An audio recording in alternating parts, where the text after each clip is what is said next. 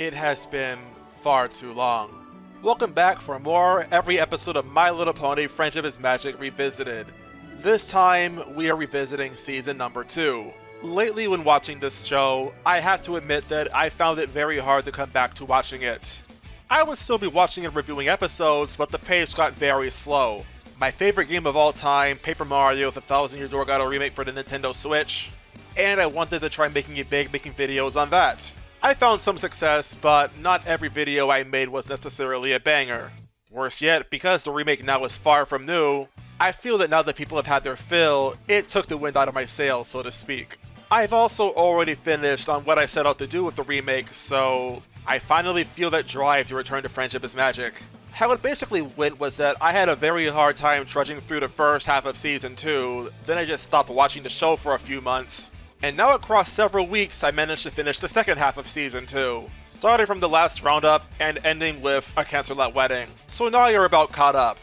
There really isn't much else for me to say at the moment. If you want to know why I'm revisiting Season 2 and not going on to Season 8 right now, it's just that Season 6 and 7 made me really fed up with the show going forward, and knowing Season 8's reputation, I did not want to go onto that one yet. That's the gist of it, and I feel I kept you waiting long enough to get into the actual review, so let's get into it now. Episodes 27 and 28, Return of Harmony. Discord brings a touch of chaos to Ponyville, and the main 6 are tasked with stopping him.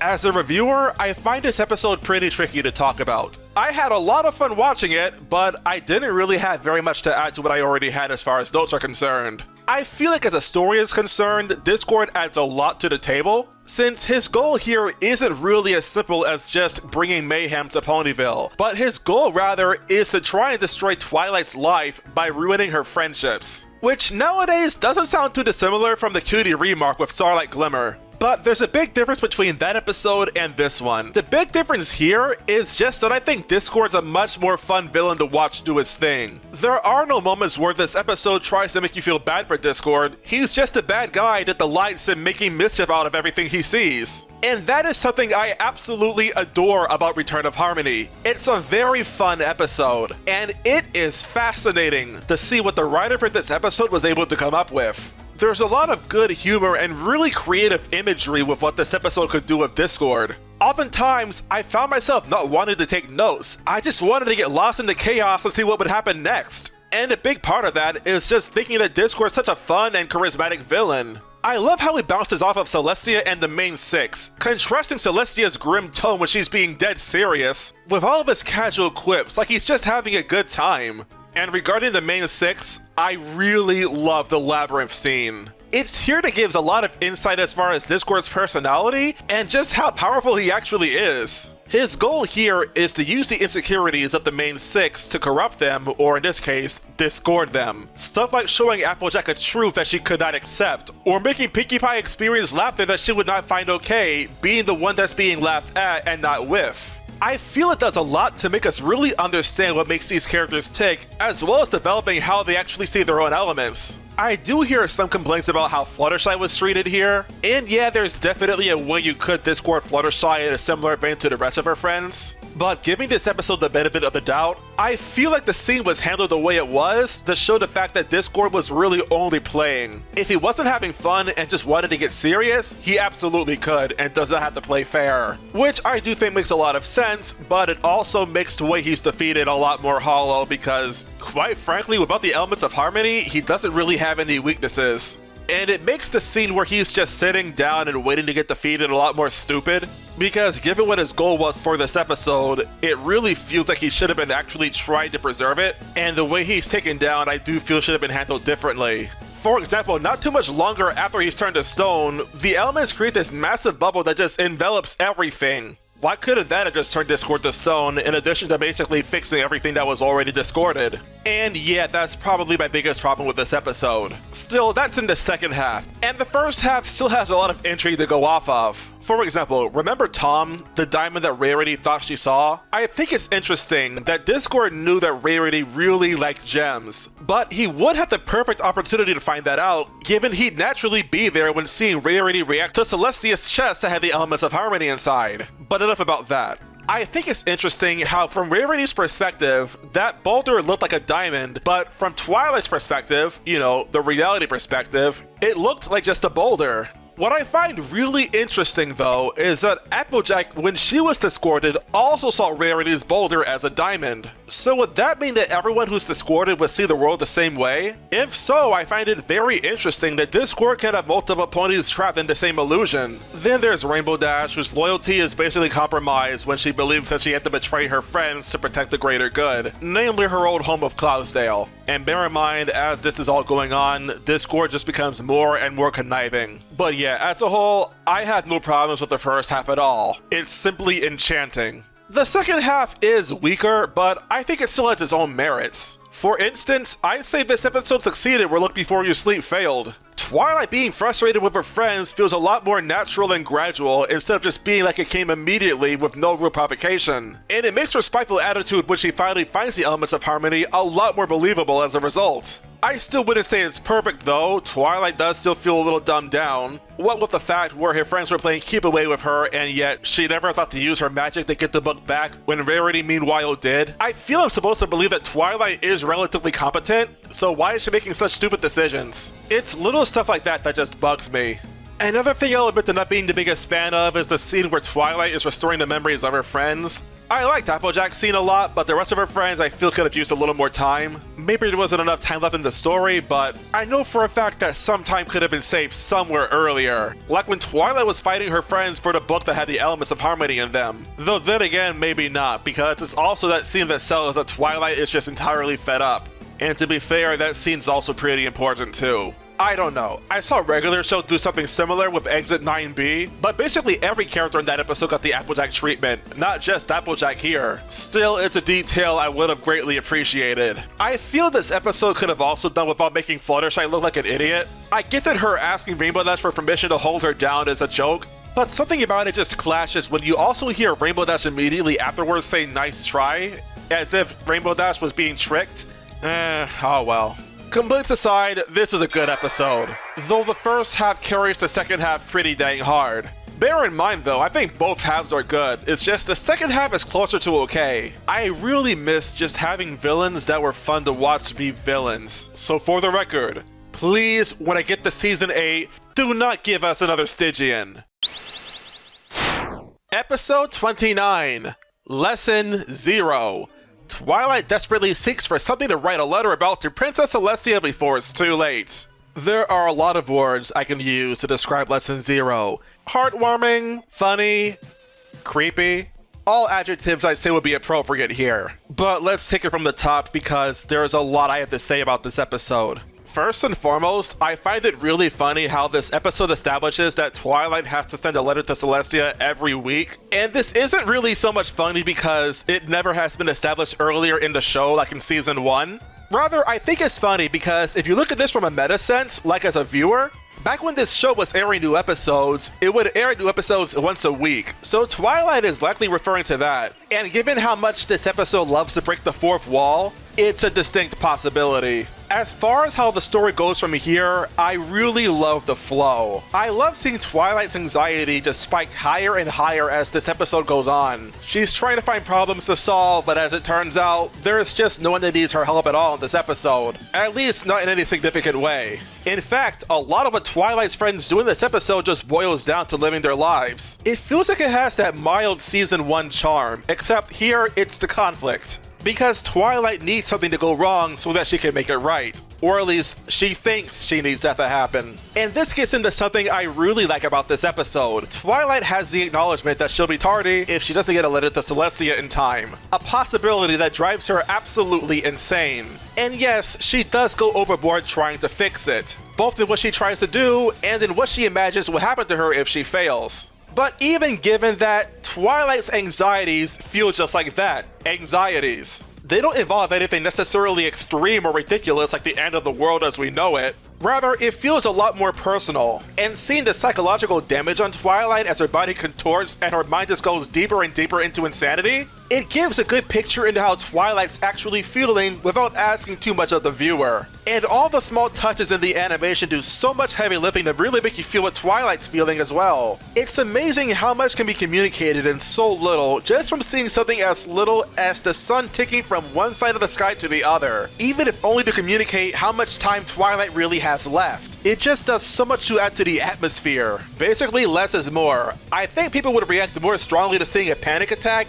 given we know what Twilight's actually experiencing, over something that quite literally would never have any possibility of actually happening. This is one of two big reasons why Triple Threat failed. By trying to make the stakes be bigger than they have any real reason to be, all of a sudden the actual conflict loses a lot more meaning than it really should have. It's a big reason why, for example, I prefer Paper Mario over a game series like Pokemon or Final Fantasy. Small consistent numbers just feel like they have a lot more impact than big massive numbers with random values. And that very same thought process I think also translates really well to Friendship is Magic. It also helps that we have good reason to believe that Twilight's anxieties really aren't going to be as bad as she really makes them out to be. Episodes in Season 1, like A Bird in the Hoof, already show that Celestia is a pretty chill person. If anything, it's much more likely that the reason that Celestia would try to punish Twilight is for causing an uproar in Ponyville with the Wanted Nita spell. Something she only did when she completely fell off the deep end.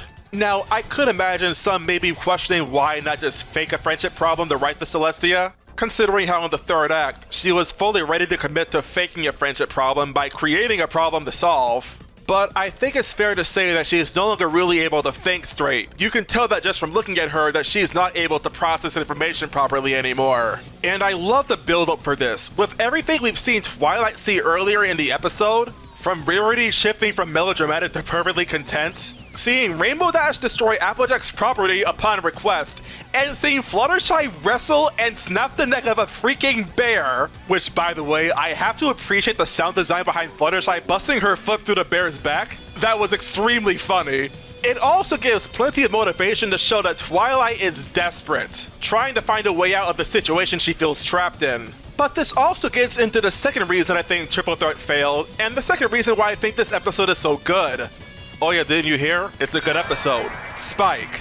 The way Spike is written here is just chef kiss, absolutely phenomenal. I love how he takes every opportunity possible to try getting Twilight to calm down and feel okay. Even if at first it doesn't work, he's never giving up. He's always trying to do his best to do whatever he can to make Twilight feel better. As a matter of fact, he is directly responsible with finally getting Twilight to calm down by getting Celestia involved. This is good Spike. Dutiful, determined to help. Someone who will help you out of your delusions rather than entertain them. It's an excellent example of just how good of a character he can be when written this way. To summarize Spike's role in this episode though, he's the straight man. Oh yeah, you know something else about this episode I really like about it? It establishes an actual weakness or limitation of Twilight's magic. She can't levitate objects if she can't get a good focus on them. It's pretty neat. If there was anything in this episode I could possibly nitpick, it would probably be the moral. And this is not because the moral itself is really bad. As a matter of fact, it's one of the best morals in the entire show. But let's just say there are a fair few episodes later in this season and throughout the rest of the series that really could have used remembering that this episode existed. Especially since it's after this episode where Twilight's no longer the only pony that can send letters to Celestia. With this episode, Twilight is no longer forced to be in every episode in the show. Now any member of the main six, Spike, or the Cutie Pox Crusaders can write letters to Celestia. If you couldn't already imagine, this episode was very important to the show moving forward. And man, am I happy to say that Megan McCarthy brought her A game here. What can I say other than I'm excited for Season 2. Episode 30, Luna Eclipsed. Princess Luna seeks the admiration of her subjects on Nightmare Night, the day she is feared by all. This is one of those episodes I hear is really popular, though the reason why I think is actually rather unfounded. Turns out there's a lot of My Little Pony fans that absolutely adore Princess Luna. And after a whole season where she's entirely absent outside of the pilot, this episode ends up being a really big deal for that fact alone. However, peeling that fact off and looking at this episode for what it is, well, let me get into my reasons for why I feel the way I do about this episode. The premise is that Ponyville is celebrating Nightmare Night, a holiday largely focused on Princess Luna when she was Nightmare Moon. Now, something you should know is that I don't care for holidays. Not in real life, and not in most media I consume either. And that makes watching this episode honestly kind of hard for me to do. I do like what this episode tries to do, and I do think it does a good job in how it establishes Luna as a character.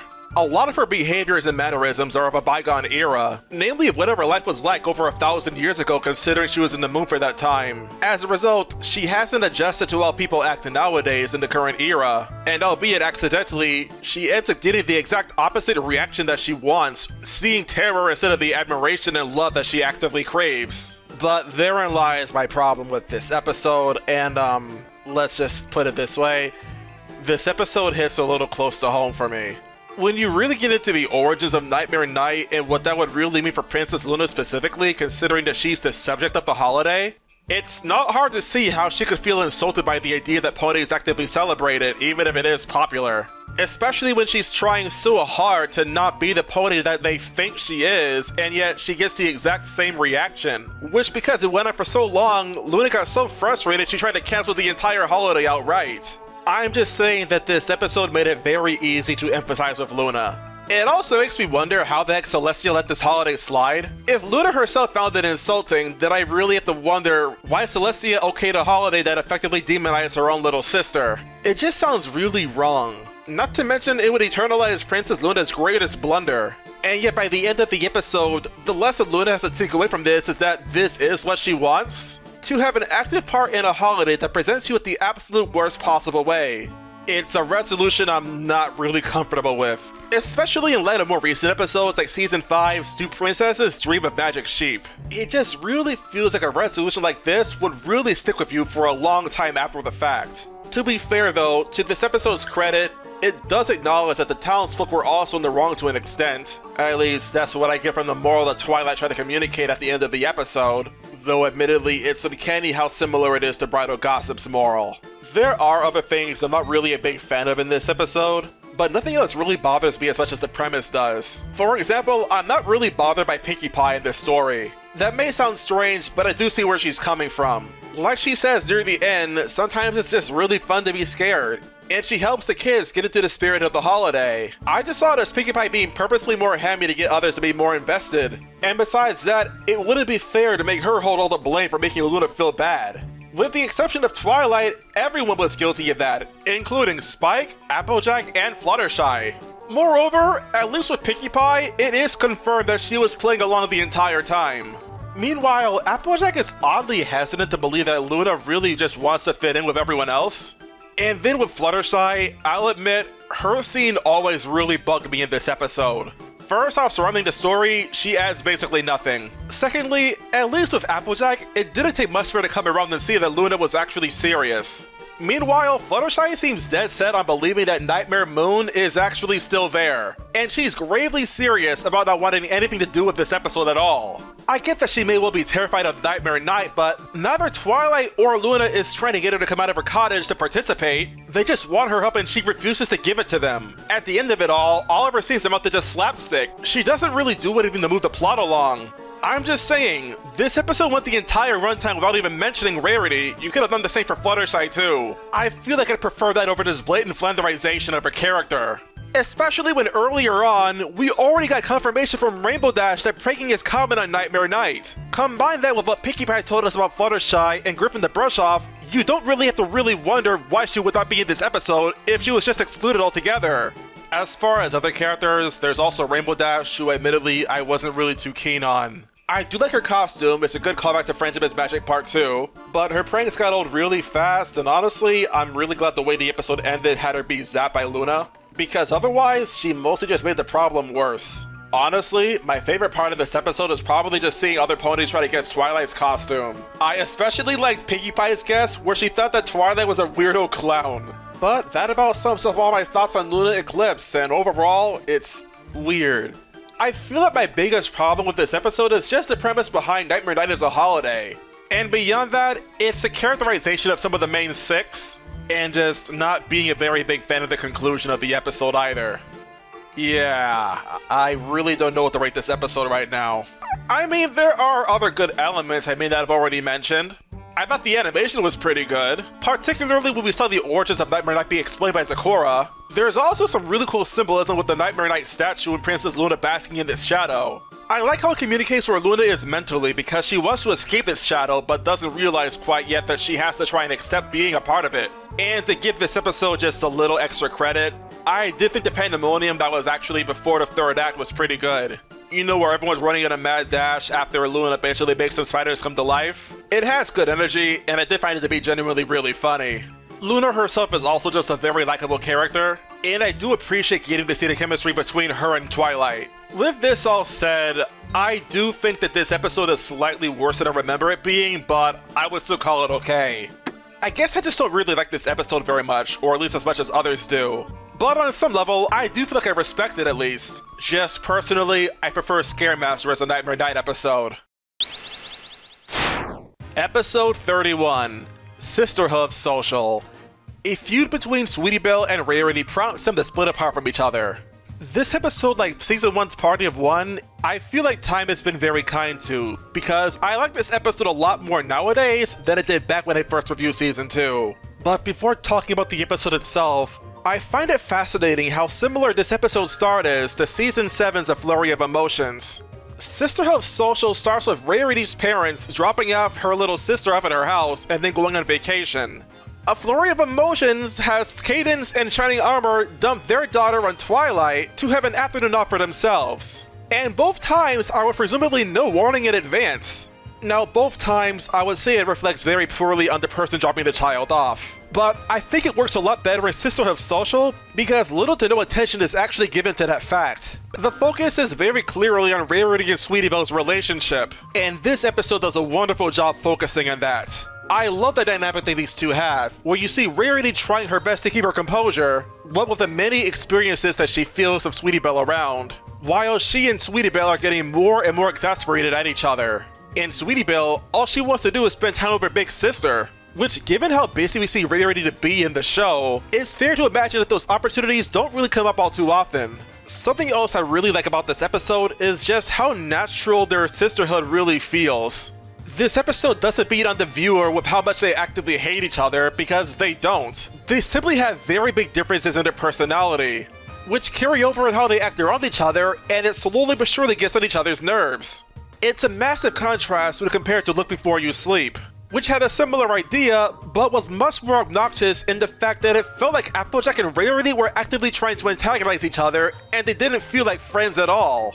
The thing is, though, Sisterhooves Social walks a very fine line. You can't have Rarity react too strongly to Sweetie Belle's blunders, or she becomes unlikable. Because after all Sweetie Belle wants to do is help out her big sister and spend time with her. You likewise can't have Sweetie Belle just run rampant and do whatever she wants in the moment, because if you did do that, you'd have Stairmaster, an episode that portrays Sweetie Belle to be much more annoying than charming. I also like how subtle this episode is regarding how Rarity prefers doing things on her own. Like near the beginning of the episode, we see Rarity make breakfast for the both of them. And it's not until Sweetie Belle interjects when she nearly finishes cooking that she's alerted to Sweetie Belle recognizing that she's not being allowed to help out at all. It is excellent storytelling. And it's only backed up further when you realize how bad Sweetie Belle is at cooking. Forget burning juice. How do you burn toast to the point where it becomes gray goop in a bowl? I can't even question that, that's just really funny. Shortly after this scene, we're introduced to the titular Sisterhooves Social, which Sweetie Belle really wants to compete in with Rarity, and rejecting Sweetie Belle's wish to compete is the straw that breaks the camel's back. Something I really appreciate here is just all the different emotions you can see Sweetie Belle be going through in less than 5 seconds after hearing Rarity denounce her idea. She's despondent, she's frustrated, actively disgusted at how Rarity talked down her idea, and this kickstarts her spending her time with Apple Bloom and Applejack, which I also just have to say, I think this has to be the best portrayal of the two we've seen yet in the show. To my recollection, this is the first time we get to see any real chemistry between Applejack and Apple Bloom. They're shown to care about each other a lot, and the positive vibes you see Sweetie Belle get from these two also goes to show her what she really wishes she could have with Rarity. It's a great case of juxtaposition when looked side by side with how earlier in the episode, Rarity and Sweetie Belle became more and more distant with each other. Though interestingly enough, this scene does not only juxtapose what happened earlier in the episode, but also how Sweetie Belle grows more attached to Applejack as the episode goes on, while Rarity over time realizes just how badly she screwed up with Sweetie Belle.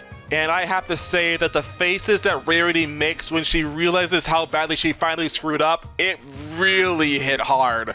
That teary-eyed expression where one of her hooves is over her mouth, it says 1,000 words and they all say, "Oh no, what have I done?" All the while giving up heavy feelings of guilt and shame. I absolutely adore that one moment in this episode. It is my favorite part. In fact, it's right here I know for a fact I have to call this a good episode. Back to the characters though, I have to say I find it really funny just how downright brutal that Sweetie Belle gets when addressing Rarity as her non-sister. Just the inflections in her voice, and the look that she gives Rarity as she's hugging Applejack. You can tell just how well she recognizes the shock on Rarity's face when she says that. It is glorious! It's also just really funny seeing Applejack in the middle of this feud. I do like, by the way, the fact that despite the fact that Applejack did win Sweetie Belle over, she never really badmouthed Rarity either. In fact, she was trying to encourage Sweetie Belle to be patient with Rarity. I like the fact that Applejack said that because it absolves her from any real guilt later in the story like it does now. And on top of that, she gives Rarity the advice that she needs to win Sweetie Belle back. And I just have to say, the way this episode ends is nothing short of beautiful. The Sisterhooves Social race finally starts. Sweetie Belle and Applejack are teaming up for the race, and shortly after it starts, under the pretense that Rarity would not be caught dead here, Applejack falls in the mud, Rarity comes out with her hat, and they race the Sisterhooves Social together. The very thing that Sweetie Belle wanted to do near the beginning of the episode, with the pony that, mind you, hates being anywhere near dirt unless it's imported. And she did the whole race while tracking mud the entire time. All of that to make Sweetie Belle happy. That has got to be one of the kindest things we've ever seen Rarity do throughout the entire show, even to this day. And it reflects extraordinarily well just how well the lesson of give and take regarding being sisters has sunk into her. Something else I also really appreciate, which again I have to say gives certain future episodes absolutely no excuse in the matter, is that as soon as the swap between Applejack and Rarity happens, you see Rarity's eyes, and they are in fact blue. Applejack's eyes are green. So it's properly foreshadowed that Rarity actually is running the race, and it isn't Applejack with it being an animation error or a plot hole. Attention to detail on that level is what elevates episodes from being excellent to the pinnacle of the entire show's entire lifespan. And safe to say, the moral itself is also good. It talks about how having siblings can be great, but it's not one-sided. Both sides have to work together to make the relationship work. And especially when you're the older one, sometimes you have to make compromises for your younger siblings.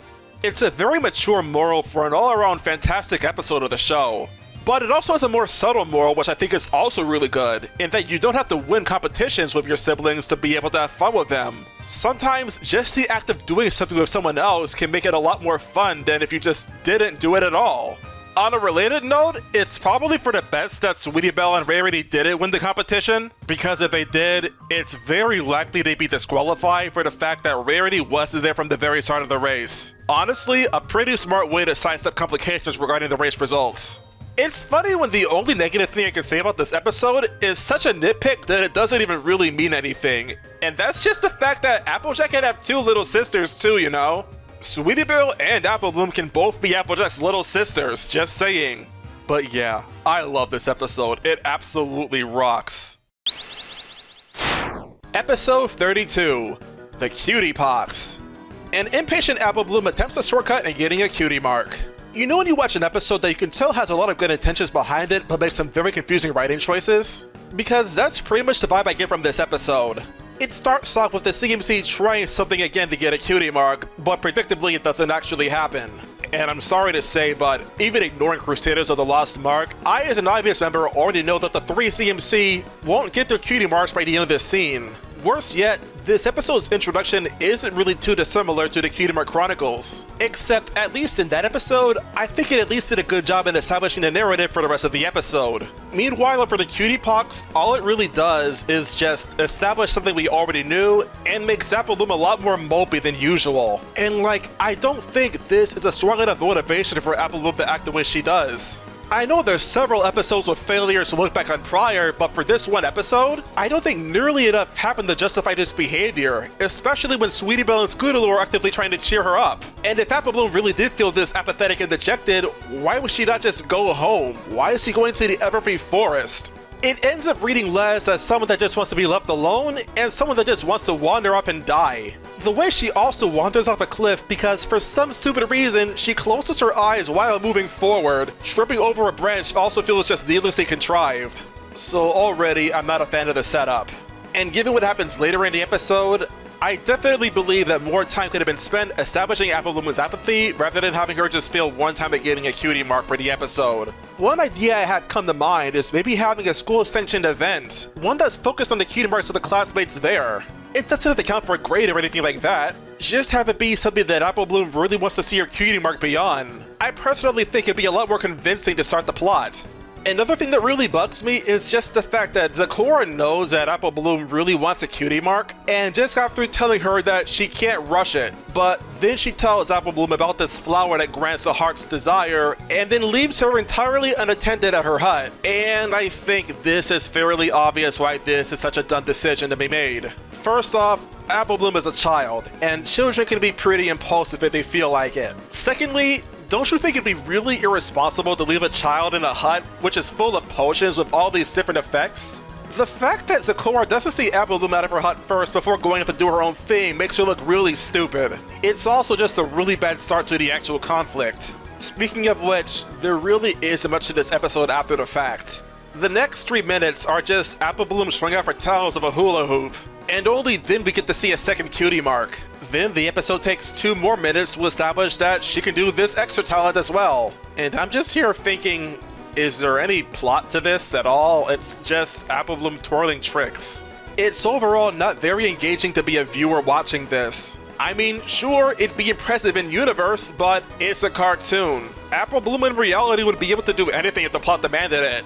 This isn't to say that this episode isn't using the medium of animation to its advantage. There are some neat tricks in the latter 2 minutes, particularly with using Apple Bloom's hula hoop to make Twilight's hair look like rarities, but those moments are very few and very far in between. After a while, it kinda just wears on you, and there really isn't much substance to be found here.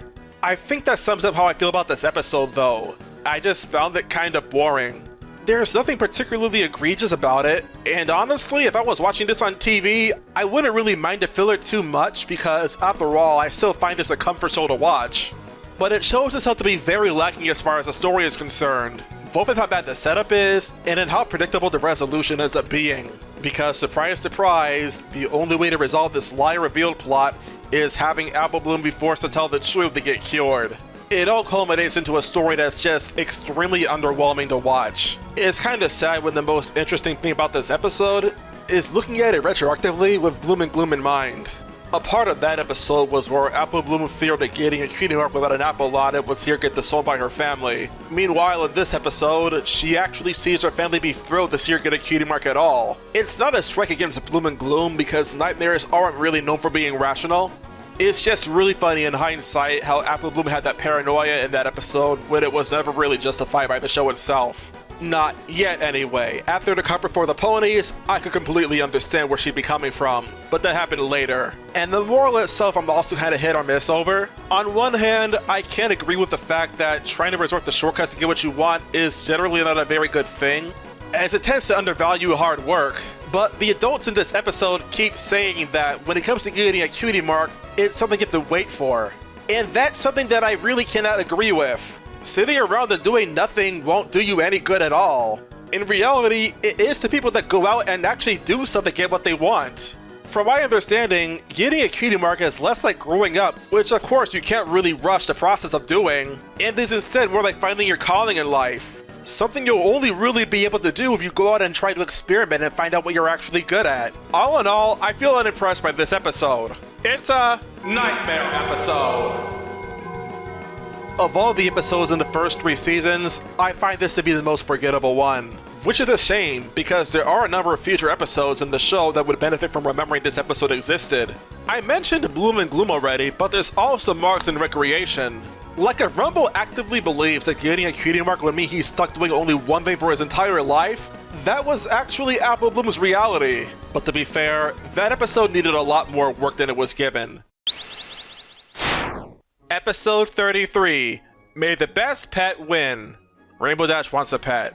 Yeah, that might be the shortest plot synopsis I came up with for an episode, but it really is all this really is. So anyway, I think on a fundamental level, this episode is actually really bad. And yet, for some reason, I don't really mind it all too much. I feel like it's because, for as bad as the main six are, especially Fluttershy, I get a lot of enjoyment seeing the animals interact with each other and just so fervently trying to wow Rainbow Dash however they can. Some might find it cruel on Rainbow Dash's part, but I do think it's important to recognize the fact that Rainbow Dash isn't forcing any of the animals to compete. To go through the crazy stuff that Rainbow Dash is putting them up to do, it's made very clear that this is their choice. And a lot of that I think I can owe to the writer just doing a good job at personifying the animals. Now, of course, the entire cast of the show is comprised of animals. The show is literally called My Little Pony after all. But the animals actively competing to be Rainbow Dash's pet are shown to actually be decently sentient. And it leads to a lot of very fun and cute visuals that we get to see throughout the entire episode as well. Stuff like the agility of the hummingbird, the theme of the show being recreated by the pet's echolocation, the hypnosis that the butterfly used to get Opal's toy away from her. It's just all around really fun to watch, and as a result, May the Best Pet Win just hits that stride of being a cartoon episode where I really don't care to try critiquing it. I'm having fun, I'm enjoying the spectacle, and that honestly is just good enough for me. And it's only possible for me to feel this way because this episode makes it clear that what's happening isn't actually animal abuse. Even seeing how abrasive Rainbow Dash is in this episode, you can honestly just chalk it up to the fact that she admires the Wonderbolts so much and wants to emulate them as much as she can. And she likewise does get more gentle when addressing Tank, so I wholly believe that she's actively trying not to go too far in this episode. No, if there's anyone I have a problem with, it's probably the rest of Rainbow Dash's friends. I'll admit, something that bugged me is how there's a bit of dialogue between Twilight and Applejack, where they're commenting on Rainbow Dash's treatment of the animals, but absolutely nothing comes from it at all. If this is supposed to elevate them above Rainbow Dash, the problem is that it really doesn't. Seeing something you deem as a problem and not doing anything to actually remedy it does not make you automatically morally superior. At best, you're a bystander. And at worst, you're actively enabling this behavior, which is not a good thing. At the bare minimum, at least one of the main six should have tried to talk to Rainbow Dash and tell her that how she's acting towards the animals isn't okay. Yeah, there's always the possibility she won't listen to you, but that's no excuse to not at least try to reason with her first. Especially since this episode comes after Party of One, where the moral of that episode was to always expect the best of your friends and never assume the worst. As Rainbow Dash's friend, you're doing a massive disservice to her by not giving her the benefit of the doubt. Another moral that sadly gets overlooked in this episode is Season 1's Green is Your Color, which speaks on how you should never be afraid to share your true feelings with a good friend. If Rainbow Dash is too stupid to actually listen to reason, that's on her. But, and this is an important but, you don't know for a fact how she would react. There's also something that really bothers me about the fact that the main six have their animals and themselves play with each other on this one day in the afternoon. And by something I mean there's at least two different things. First off, Aloysius. He's a nocturnal animal. He should not be awake at this time of the day. But that right there is a nitpick compared to the big thing. The fact that Rainbow Dash's friends just assumed that Rainbow Dash wouldn't want to hang out with them. It feels really presumptuous on their part to not believe that Rainbow Dash wouldn't just want to spend time with her friends. They just assume she would not be interested, and they don't even think to try asking her first. Gotta admit, that's kind of a jerk move. That being said, I have to give credit to Rainbow Dash for not assuming the worst of them, but it still reflects badly on the others, even after hearing Pinkie Pie try to explain what they were thinking.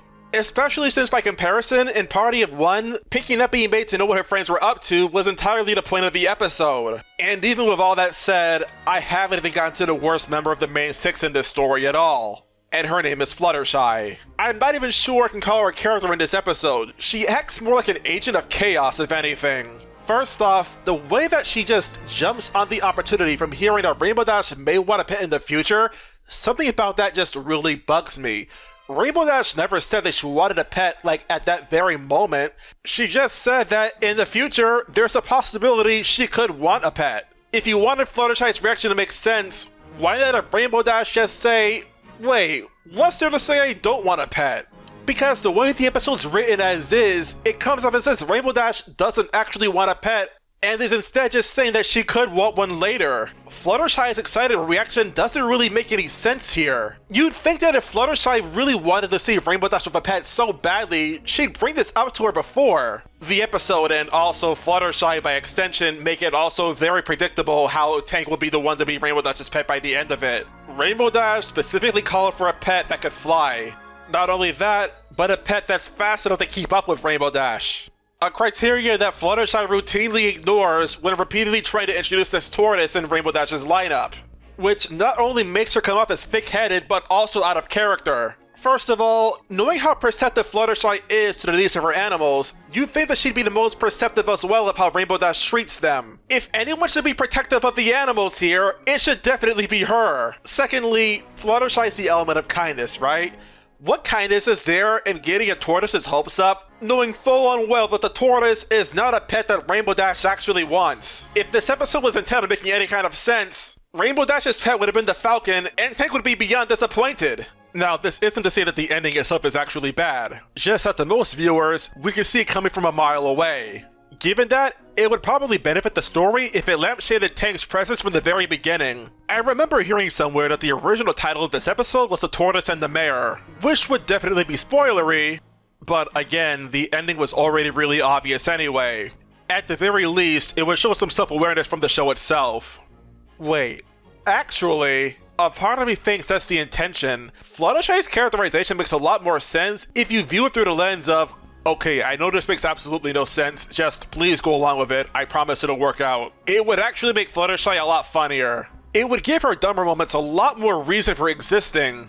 And it would also explain why she's so lax about how her animals are being treated here. But the biggest sign that this is the case is that when she's actively trying to urge Rainbow Dash to let Tank participate, she has this nervous, pleading smile on her face, like she really just wants Rainbow Dash to play along. You know what? Yeah, I'm fully convinced now that Fluttershy herself is actively acknowledging how dumb this plot actually is. Which not only makes it funnier, but I actually feel a lot more justified laughing at it now. And even in spite of that, I do feel the heart this episode has in it. The fact that Rainbow Dash shows Tank at the very end is actually really touching. And there's a cute parallel in the fact that Tank was so loyal to Rainbow Dash, even though Rainbow Dash treated him so crudely throughout the entire episode. It gives a lot more weight to how strongly Rainbow Dash feels for Tank as well when he goes into hibernation and Tanks for the memories. Their bond here is very strongly established, and in my opinion, it makes the moral a lot stronger too. Since even though Tank isn't necessarily as physically adept as Rainbow Dash is, he's still shown to be very loyal. I don't know, I just really like that touch. Wow. I like this episode. It's crazy, just thinking about how Fluttershy was characterized and why she was characterized the way she was. A lot of what bugged me in this story just clicks. But I also find myself just liking this episode a lot more now. I can't in good conscience call this a dream episode anymore. By my definition, dream episodes are guilty pleasures. And I don't like this episode in spite of its flaws. I like this episode because of them. Yeah, I'm shocked to say this, but it's a good episode. How did you do that? The writer for this episode wrote an episode so bad I found it good. It's hilarious, it's charming, and it seems like it actively knows what it's doing. And I can't really find it in me to get mad at that. What can I really say beyond, way to pull the rug from under me? Episode 34, The Mysterious Mare Duel. Rainbow Dash's bragging spawns a mysterious Mare that upstages her heroic feats. Oh, Mare Duel, we meet again. And yeah, my opinion on this episode is a lot more different than it was before when I first reviewed it. So let's talk about this episode, because I have a lot to say about it. First off, there's this elephant in the room where I talked about May the Best Pet Win, and how one of my problems with that episode is the fact that Rainbow Dash's friends don't try to talk to her about how she's conducting herself, recognizing the problem in how she's acting. Mare Duel has a similar problem, but in this episode, it's actually a lot worse.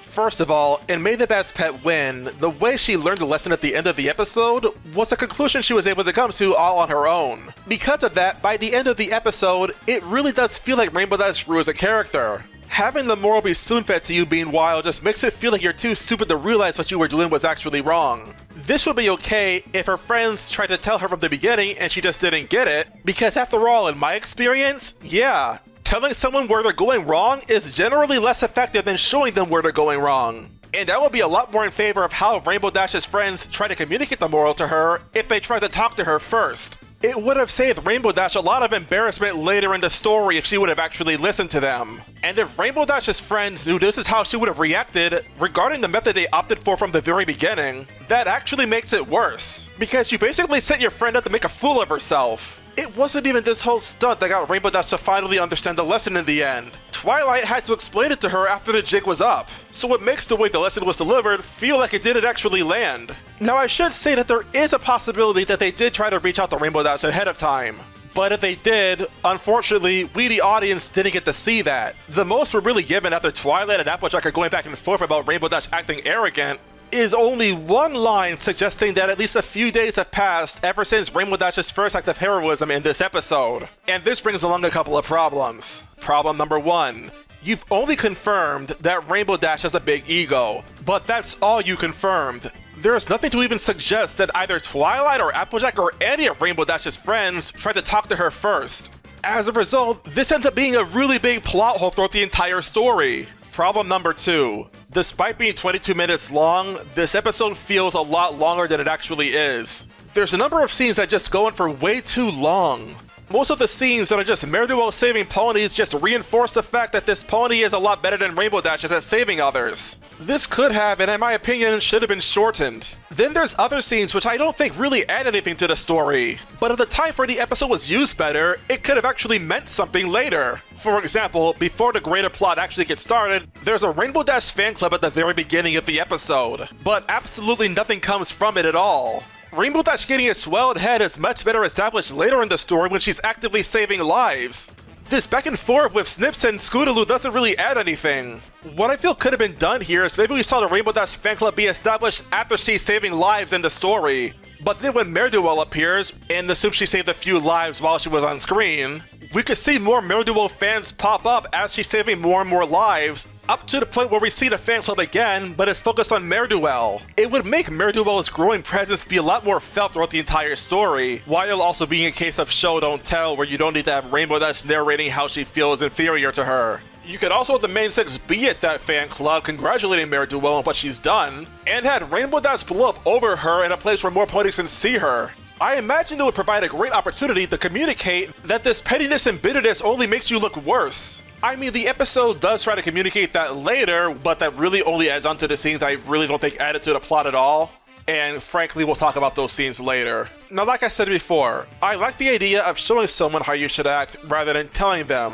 And given what Rainbow Dash said earlier, namely how she's the only one cut out to be the hero of Ponyville, it's pretty clever to utilize Mare to show out that no, you're not the only Mare here who can save lives. Even if we were to ignore the events where the main six all work together as a team to solve a really big problem, all of them with the exception of Rarity can be credited with at least one event. For Twilight, it was the Ursa Minor. For Pinkie Pie, it was the Parasprites. For Applejack, it was the cows that were stampeding. And for Fluttershy, it was the Sleeping Dragon.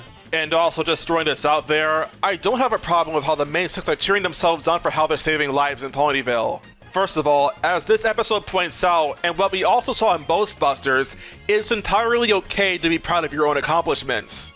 Not only is it fair, it's also healthy. If you work hard at something, or you have a certain talent, you do deserve to feel good about it. It's called having self-worth. The problem, as this episode points out, is that while it is good to feel good about what you can actually do, it's not a good thing to look for people to worship you. This is also why it's not hypocritical for Mare to attend her own thank you parade. She's not looking for praise, she's just accepting the gratitude from others. If anything, it'd be rude for her not to attend. It's this very same logic that puts Spike in the wrong for downplaying what he did in Equestria games. You saved the Crystal Empire, this time twice. Yes, you do deserve to feel proud of yourself for what you did here. Compared it to Rainbow Dash, who after she saved the baby that was careening off of a cliff, she gets the crowd scared by not questioning the fact that the baby's not cheering for her too.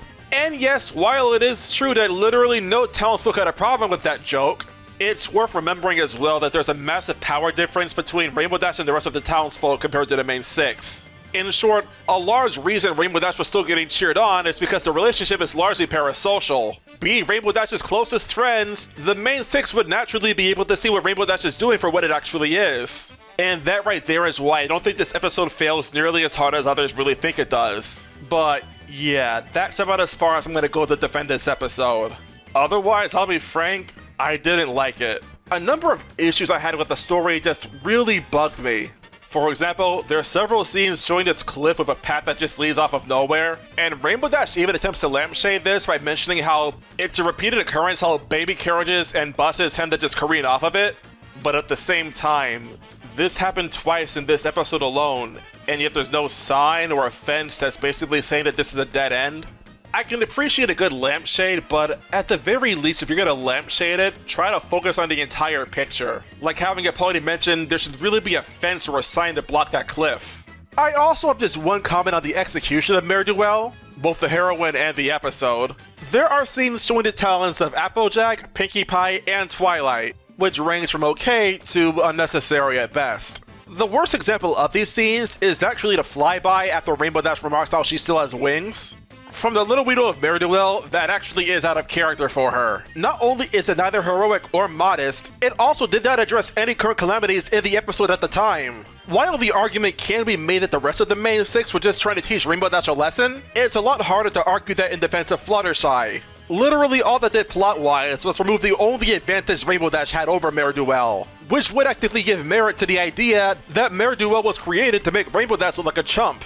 That on its own is already really bad, but what's worse about this is the fact that Mare race was actually ambiguous given her debut. This episode could have had Fluttershy be the one to fly and rescue the pony that was in the hot air balloon. Establishing her wings there would have both made it a lot more interesting when we see that she was a unicorn as well later in the episode, and they could even serve as a cute callback to Dragonshy when she was just hopping over the buildings. The way the episode is written as is, Fluttershy's presence is actively self-destructive to the message. Safe to say, the episode looks a lot worse with that in mind. Another thing that really bugged me is when Rainbow Dash is actively looking to be praised again after her friends basically laugh at her for how she's acting so crazy. And the scenes to follow just range from being mildly funny to very cringeworthy. For the record, the only scene I thought was funny was when Rainbow Dash was trying to open a jar of peanut butter. The other two scenes, meanwhile, I just get secondhand embarrassment. The reactions from others just aren't very strong. I get that Rainbow Dash is just making herself look bad here, but comparing this to Newbie Dash, I did not laugh much at all in this episode. Yeah, not just the scene, but this episode as a whole.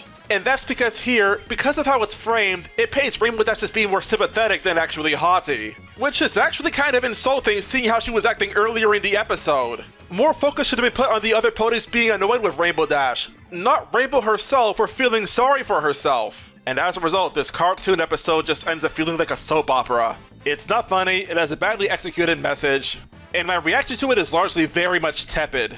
It's a nightmare episode. It's a shame though, this episode was actually really close to being okay if not good. If it had better allocated its resources where it would have been better spent, I feel the reception to this episode would have been much better. I also wish that Rainbow Dash's friends let the Mare in on what they were trying to do here. It would make the setup feel a lot more thorough. I mean, think about it. She came up with the name the mysterious Mare, which would also explain how you immediately knew her gender. It would also explain why the cliff was never fenced off despite Rainbow Dash showing earlier in the episode why it was such a problem for others. And she did organize the thank you parade, which could have very well been at the main six request. Again, I'm not a writer, but just a man can dream, you know? Episode 35, Sweet and Elite. Rarity's heart is split between Twilight's birthday party and cultivating a reputation in Canterlot. My feelings for this episode can be summed up by how much am I willing to suspend my disbelief. Given the nature of this show, I obviously have to suspend my disbelief quite a lot to be able to buy what actually happens in the story. But this episode in particular demands quite a lot in all honesty, though I'll explain why as we go.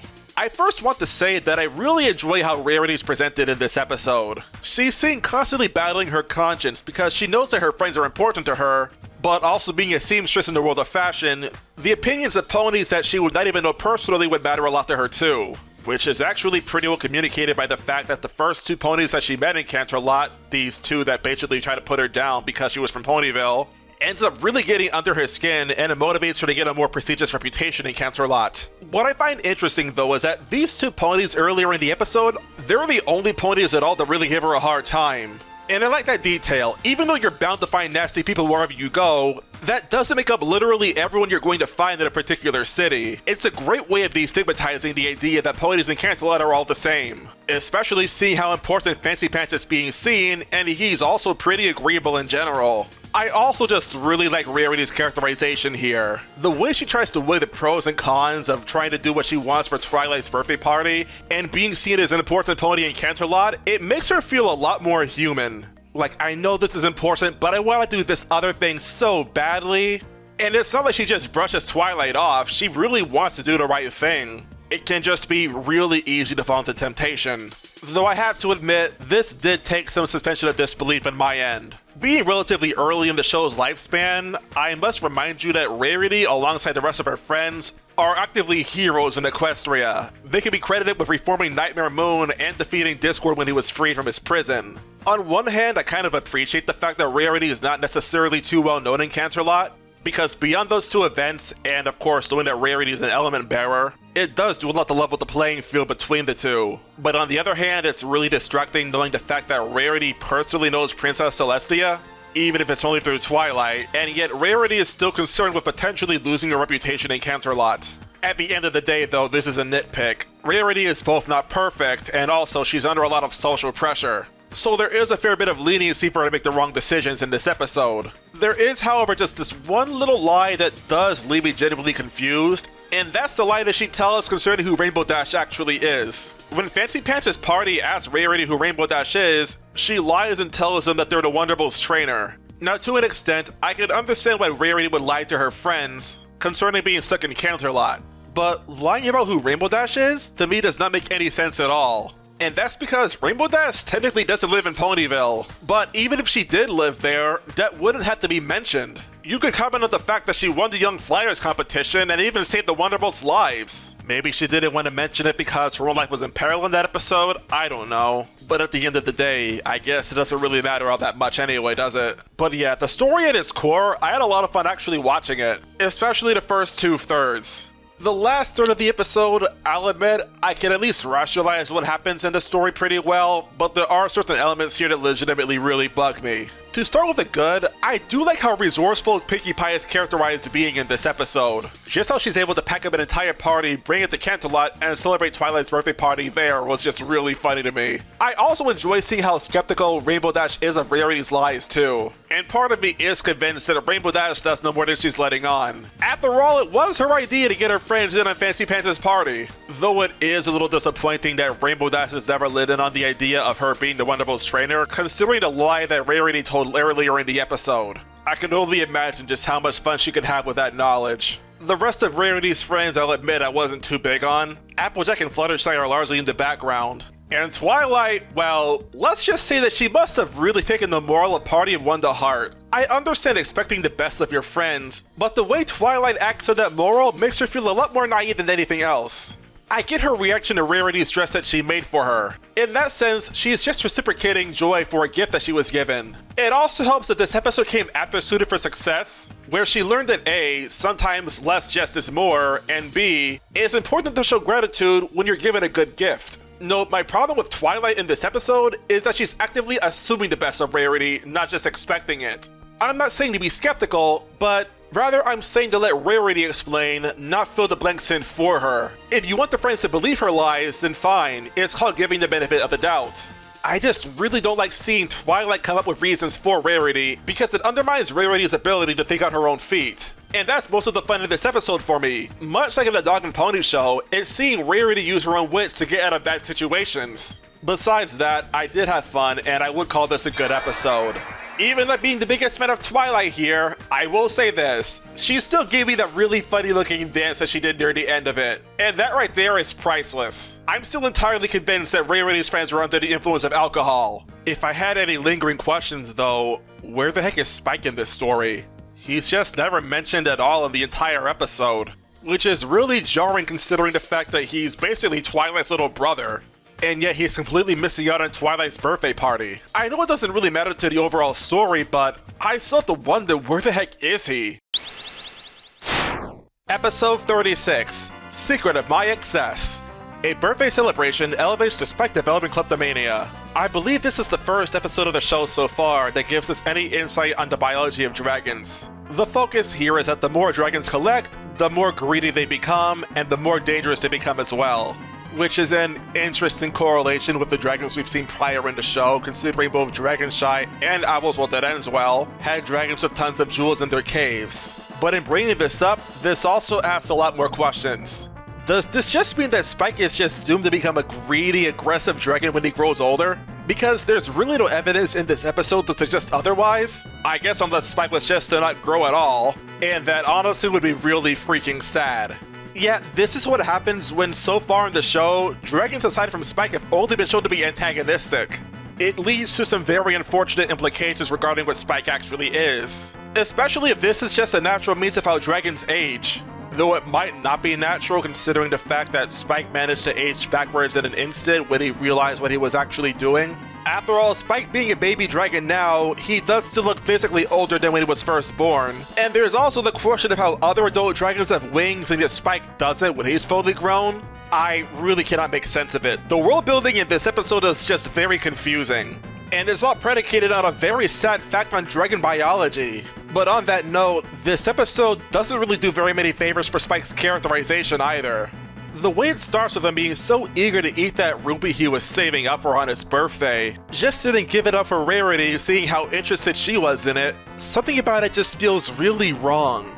I get what this scene's supposed to do narratively, demonstrate that Spike is kind and generous, but it's important to recognize that Rarity is aware that Spike has a crush on her. It wouldn't be unreasonable to believe then given that Spike was charmed into giving it up.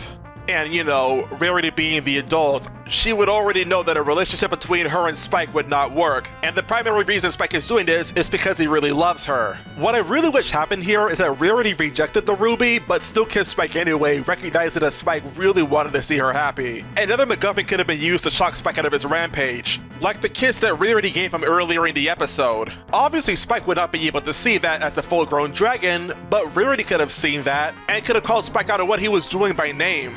That, I feel like, would have made Rarity a lot more likable in the episode, since as is, she just feels manipulative.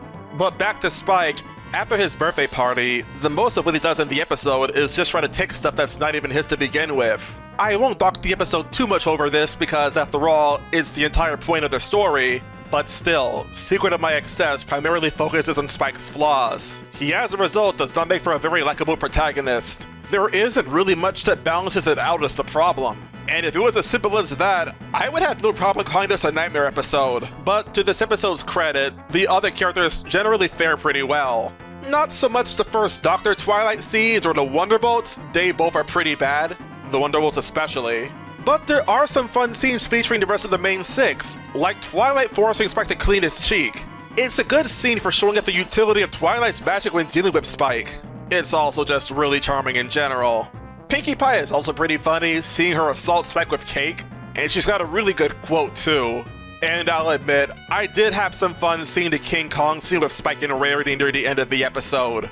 I could have done without the Wonderbolts cowering in fear though, it makes them look really incompetent. And sadly, the rest of the episode just isn't really good enough to distract from that either. I should mention, I could have had a similar complaint to the Wonderbolts in Sonic Rainboom, seeing how they approached Rarity from above, where that's where her hooves were when she was flailing them. Would it arguably be safer to do it from below instead? But A, that feels like nitpicking, and B, they were established in the episode prior, so of course they had to do something. They honestly could have been cut from Secret of My Excess entirely, and nothing would really change.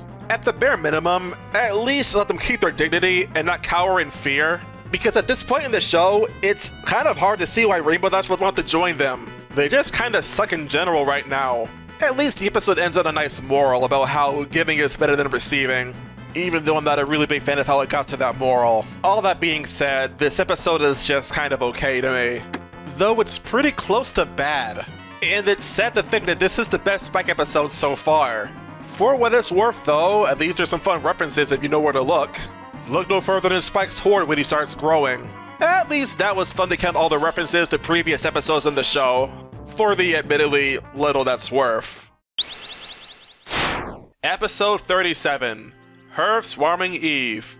The main six perform in a play explaining how Equestria came to be. Because this episode is more focused on telling us a story about the past rather than really giving us any kind of story in the present, there really isn't much I can comment on. I guess the performances of the main six are all pretty good. I was especially fond of Pinkie Pie and Applejack scenes, and there's enough quirky charm from the other actresses in this play where I am able to say it managed to hold my attention. So that much is very good. I also really like how Spike's narration is in a British accent. That's just really funny to me for some reason. Besides that though, it's kind of hard to critique history, because as far as the show's concerned, this is much more world building than anything else. Like, what am I realistically supposed to comment on? The fact that the three leaders of the three pony tribes acted like jerks? That's literally the entire point of their characterization here. I wouldn't say the play itself is exactly perfect though.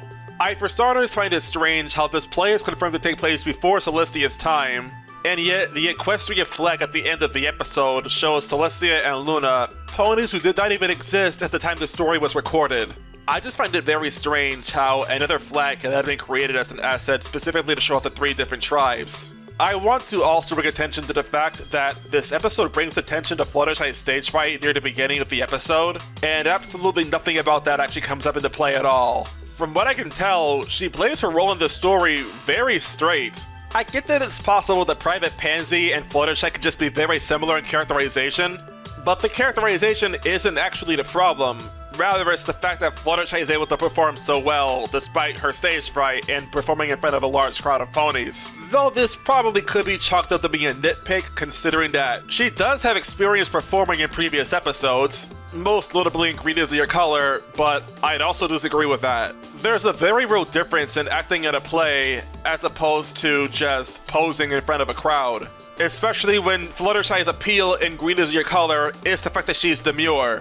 It would also explain how she was able to maintain her composure and suited for success. Not so much here, when basically being yourself when you're trying to act does not come naturally for a lot of people at all.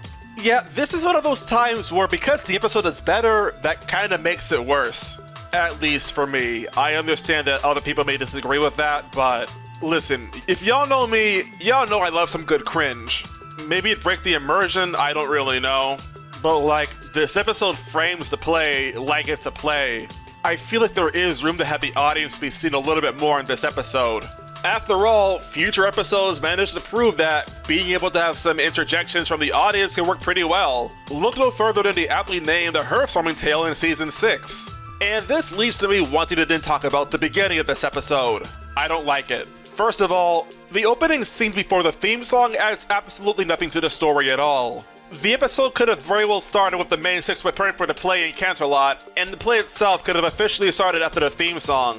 That on its own would have already granted this episode extra time. Another issue I have is just that Rainbow Dash's characterization seems to have hit a reset button. She's back to being haughty, arrogant, and full of herself despite this taking place after the mysterious Mare duel. The episode where she learned it was bad to have a swallowed head. It's also just a kind of unpleasant opening, like when the main six are actually preparing for the play. I can understand why they're acting the way they do. Pre-performance nerves are a very real thing after all. But stuff like Rarity being oddly oblivious to Fluttershy's feelings regarding the stage performance, or Applejack walking all the way up to the window blowing all this cold air out, just to not close it at all to focus on what Rainbow Dash is saying, it just really rubs me the wrong way. Those issues aside though, this episode is still pretty decent. I'll call it okay, but it is pretty close to being called good. Episode 38, Family Appreciation Day. Apple Bloom tries to thwart her Granny Smith from attending Family Appreciation Day. So, in this episode, the main six are surprisingly scarce. I mean, the only main six member to appear in this episode at all is Applejack. Everyone else is entirely absent, which is kind of jarring for this show. Not necessarily bad. If you don't have a purpose to be there, I'd rather they not be forced into it. And I do believe that this episode manages to stand just fine without them being in it. There are aspects of the story I want to touch on, but first and foremost, I really want to comment on the animation in this episode. It has some absolutely stunning visuals. I really love the scenes involving the Zap Apples appearing on the trees, both in real time and in Granny Smith's historical retelling. Absolutely beautiful work on the animator's part. I also really like the lore that this episode adds to the show. I find it really interesting how Granny Smith is actually one of the founders of Ponyville, and can even be credited with putting Ponyville on the map thanks to both discovering the Zap Apples and being able to make good jam out of it. Not only is it cool, but it gives a lot of added context to her actions earlier in the episode that make her originally crazy-looking actions a lot more justifiable. In short, Family Appreciation Day succeeds where bridal gossip failed. That episode showed us some extremely alarming information and did not bother to explain any of it, while the actions of Granny Smith are entirely justified. So instead of just being a crazy old coot, it just goes to show how much experience and wisdom she has over the years. I actually really like that. And all the same, it still leads to some really funny jokes, like seeing Granny Smith bite a pot, just to then walk off, leaving her dentures behind, and then you see Apple Bloom have to pick up her dentures behind her, all the while hoping to still avoid being seen. It's honestly really well handled cringe comedy, though with a future episode in mind.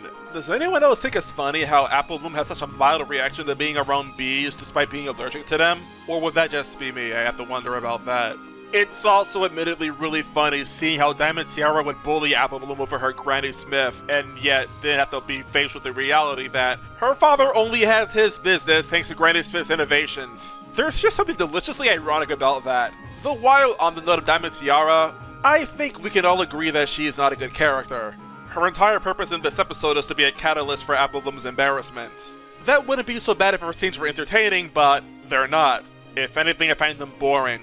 Even when she's mocking Granny Smith for potentially having Alzheimer's, all I can really think is, okay, no one likes you, go to a glue factory or something and get out. I would probably be less bothered by her if Apple Bloom had more of a backbone to her instead of just letting her get under her skin so easily.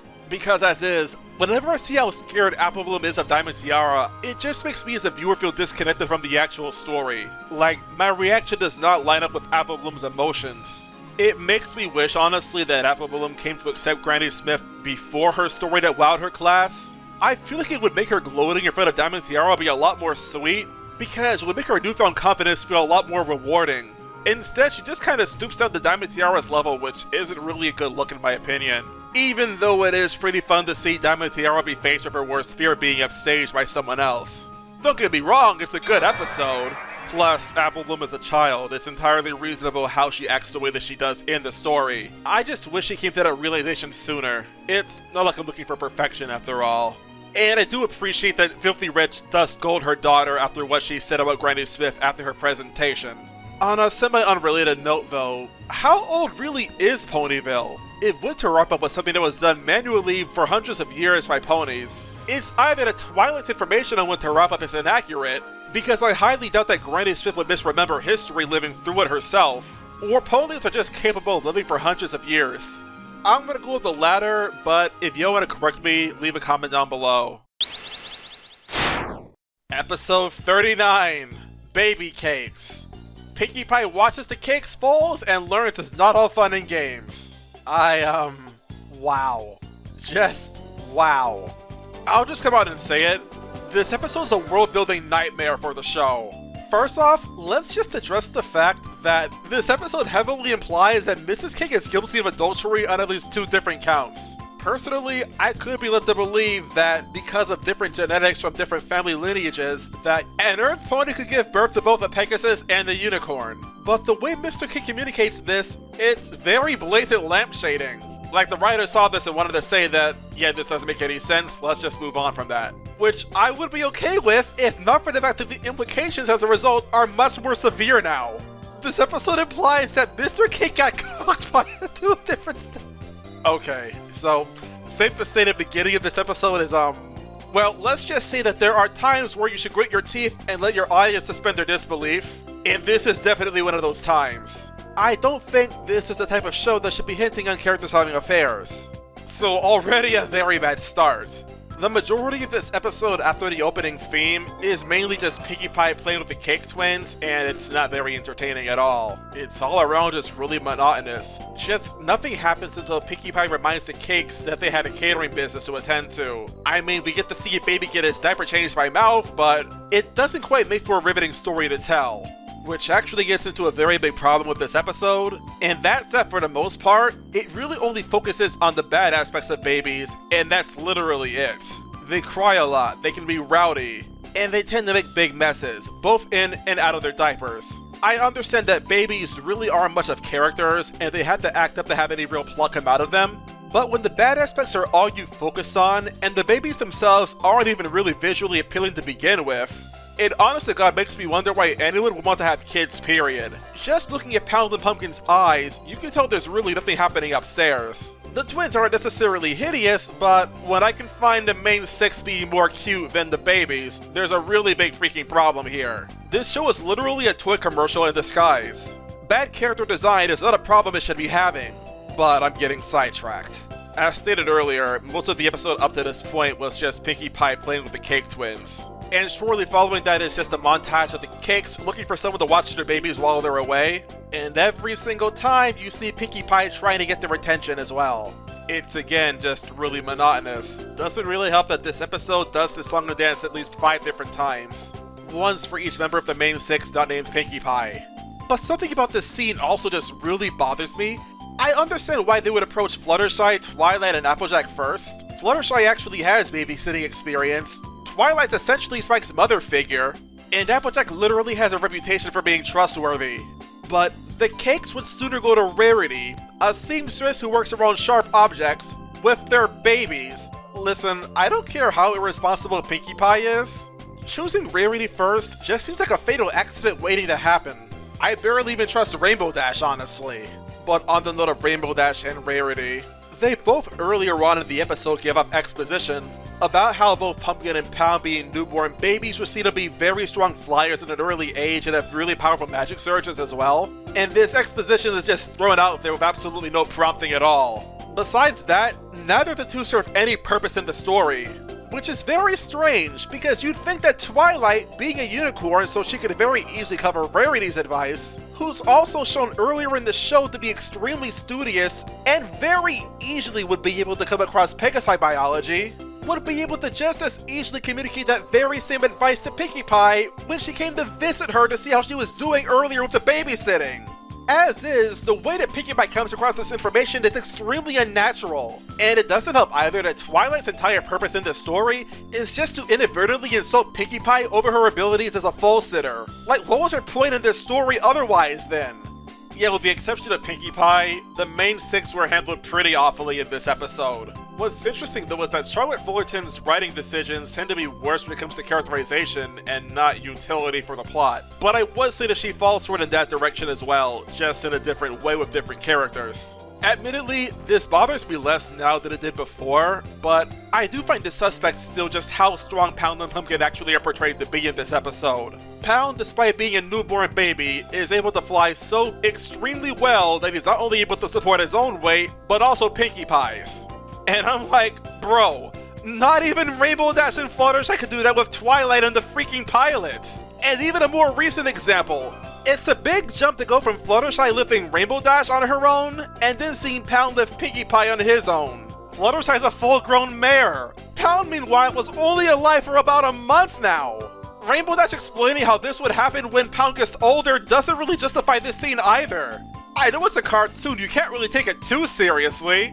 But like, the episode itself earlier on would not suspend its own disbelief, so why the heck should I? And then there's Pumpkin Cake, who has a unicorn horn and can do all sorts of different magic spells with it as well. And this is a little easier to digest because unicorn magic is more thoroughly understood in the show itself. And to give Rarity credit, the Magic Surges line does have some merit with how unicorns can act sporadically with their magic. It's fine, it makes sense. No, the problem here is that most of the scenes involving Pumpkin using her magic do not imply magic surges at all. They instead feel like concentrated and actively attempted uses of magic. It does not feel random at all. There's only one scene in this episode that really feels like a magic surge was actually coming into effect here, and that's when Pumpkin was reaching out to her brother. Mostly because you can plainly see that she's actively not trying to use her horn, it just kinda happens on its own. Every other time, she's making a conscious effort to use her magic, which doesn't line up with what Rarity said. But honestly, at this point, who knows? Pound and Pumpkin have both been portrayed as rather precocious, which is strange how they managed to develop so quickly because just earlier in the very same day, Pinkie Pie cannot get the twins to stop crying, which would imply a level of dependency. It also would not be hard to imagine that these foals would not be very well versed in speaking English, or whatever ponies actually speak. I know it's Ponish, but it's English as far as I'm concerned. But my point still stands. Pound and Pumpkin are still trying to learn which shape fits into which hole. How can they understand Pinkie Pie's speech? Ain't that what schools are for? It almost feels like these two foals should probably be older, like if instead of being babies, they were toddlers. because even though both Pound and Pumpkin being so good at flying and magic could be accepted to at least some extent, after all, human babies already know how to swim. They'll do it upon instinct if they have to. You definitely cannot convince me that a baby would be able to pick up on social cues. Like how they were so effectively able to play Pinkie Pie for a fool before going full-on train spotting on her. It also once again just reflects very poorly on the intelligence of a main character, which after a bird and a hoof, I'm not even sure if it's really ironic anymore. The sad thing though, this isn't actually the worst portrayal of a main character in an episode involving a baby or just really taking care of someone else. At least in Baby Cakes, as contrived as it may feel to see a unicorn and a Pegasus be babies to Earth Pony parents, it's at least a little more justifiable why Pinkie Pie has a hard time keeping up with them. You can't really say the same thing meanwhile for Twilight in A Flurry of Emotions. She has absolutely no excuse in that episode. It also helps that A Flurry of Emotions was just a much more boring episode in general, while at least with Baby Cakes, it managed to keep my attention for the entirety of the third act. But rest assured, Baby Cakes also has a lot of times where it just was not entertaining at all. And a big part of that was just the fact that Pinkie Pie's comedy in this episode was massively lacking. More often than not, it feels like Pinkie Pie is just trying way too hard to be funny, and she therefore just becomes really unfunny as a result of that. And well, a Pinkie Pie episode that really only has Pinkie Pie as a character and it's not funny, I'm sorry to say, but this episode's pretty screwed. I mean, I guess the babies do a decent job bouncing off of her, but they're pretty crazy too, as we already see earlier in the story. So this episode just feels like non-stop insanity with nothing to give a break from it. And if you could not already tell, it's a nightmare episode. My issues aside though, there's one thing about this episode I really love about it, and that's the moral. It's beautifully worded and communicated throughout the entire story. And it's really important that it was, because this episode came after Stairmaster, so this moral could have easily been redundant if it was delivered poorly. The ending also just has a lot of heart to it. You really get a strong feeling that Pinkie Pie and the Cake Twins grew a lot closer after this episode's events. It's also the first time that babies were made to look actually cute, and not a plague meant to be eradicated. I just wish that this episode leaned into the cute aspect of babies more. It'd probably make the story a lot more bearable if it did, especially if it meant less scenes where Pinkie Pie is bouncing on her tail and winking the same four lyrics to try and cheer the babies up. Please never do that again. Episode 40, The Last Roundup. The main six seek out Applejack when she decides not to return after a rodeo. There is a lot about this episode that I really enjoy about it. For the most part, I thought Pinkie Pie was actually really fun to watch this time around. If I had to choose one, it's probably where she finds that the pinky promise she made with Applejack was broken, and she basically becomes a disembodied head with a voice of a demon. I don't know why, that just really got me for some reason. Otherwise, I just think this is a very solid episode.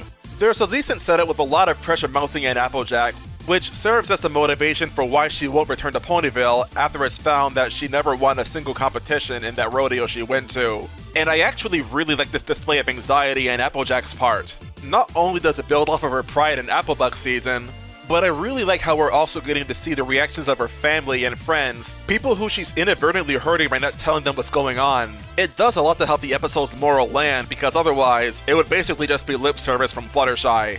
I can see the argument that maybe Applejack should have already known this, but there's a big difference between being afraid of disappointing yourself and being afraid of disappointing others. If you end up disappointing yourself, or to be more accurate, you feel like you're underperforming for something that really only involves you, you can still get help to finish the job all the same. It's a very different situation though if you're the sole person able to provide and everyone else is counting on you. The guilt Applejack must have felt not being able to get the money that she promised must have felt excruciating. So how she acted felt perfectly in line with her character for me. Yes, including the parts where she was up and lying about what she was actually doing. It may sound weird for me to say this, but I think it's actually kind of cool to see Applejack leaning into the art of half-truths. Element of honesty or not, you're a character first and your element second. I actually really like seeing this side of her. You know, I think it's just a more nuanced direction for her character to go in. Like the element of laughter becoming bitter because her friends don't like her parties anymore. Other things in this episode I really liked were the I Love Lucy reference. I never did actually watch I Love Lucy, but I heard it from Josh Scorcher. I actually just pulled up his video to see what he actually called it, and safe to say, it was not distracting at all. It's honestly amazing just how tightly this episode was written now that I'm looking back at it. If there's anything about it I could think about criticizing, it's probably the fact that only Applejack really learns anything here.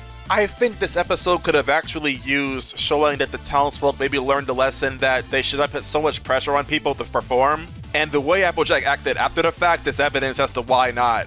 Though maybe saying townsfolk is kind of disingenuous, in reality it's just the mayor. Also, while in general I did like Pinkie Pie a lot, there were a few scenes where I felt she did overstay her welcome.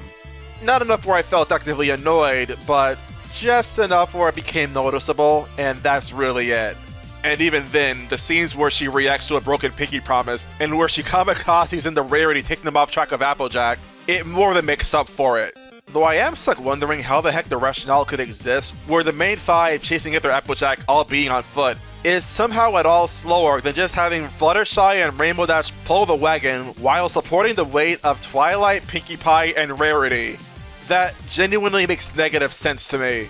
Otherwise, there really isn't anything for me to complain about in this episode. I like the story, the characterization was good, it teaches a very healthy moral.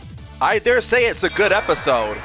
It's kind of a shame that most of the attention this episode gets is as a result of Derpy, not really the episode's quality or anything like that. I don't really have anything to add to the discussion of that, mostly because I don't necessarily care all too much, but I guess it's food for thought all the same. Episode 41. The Super Speedy Cider Squeezy 6000. The Apple family is challenged by an industrial competitor over issues with supply and demand. Where do I even begin with my problems with this episode? So, remember Winter Wrap-Up, the Season 1 episode that put tradition before productivity?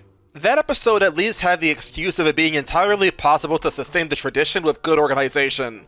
This episode, meanwhile, doesn't have that excuse, and that creates a lot of problems for it. First of all, despite the fact that we know that Flim and Flam are supposed to be in the wrong, they don't actually appear in the wrong in this episode.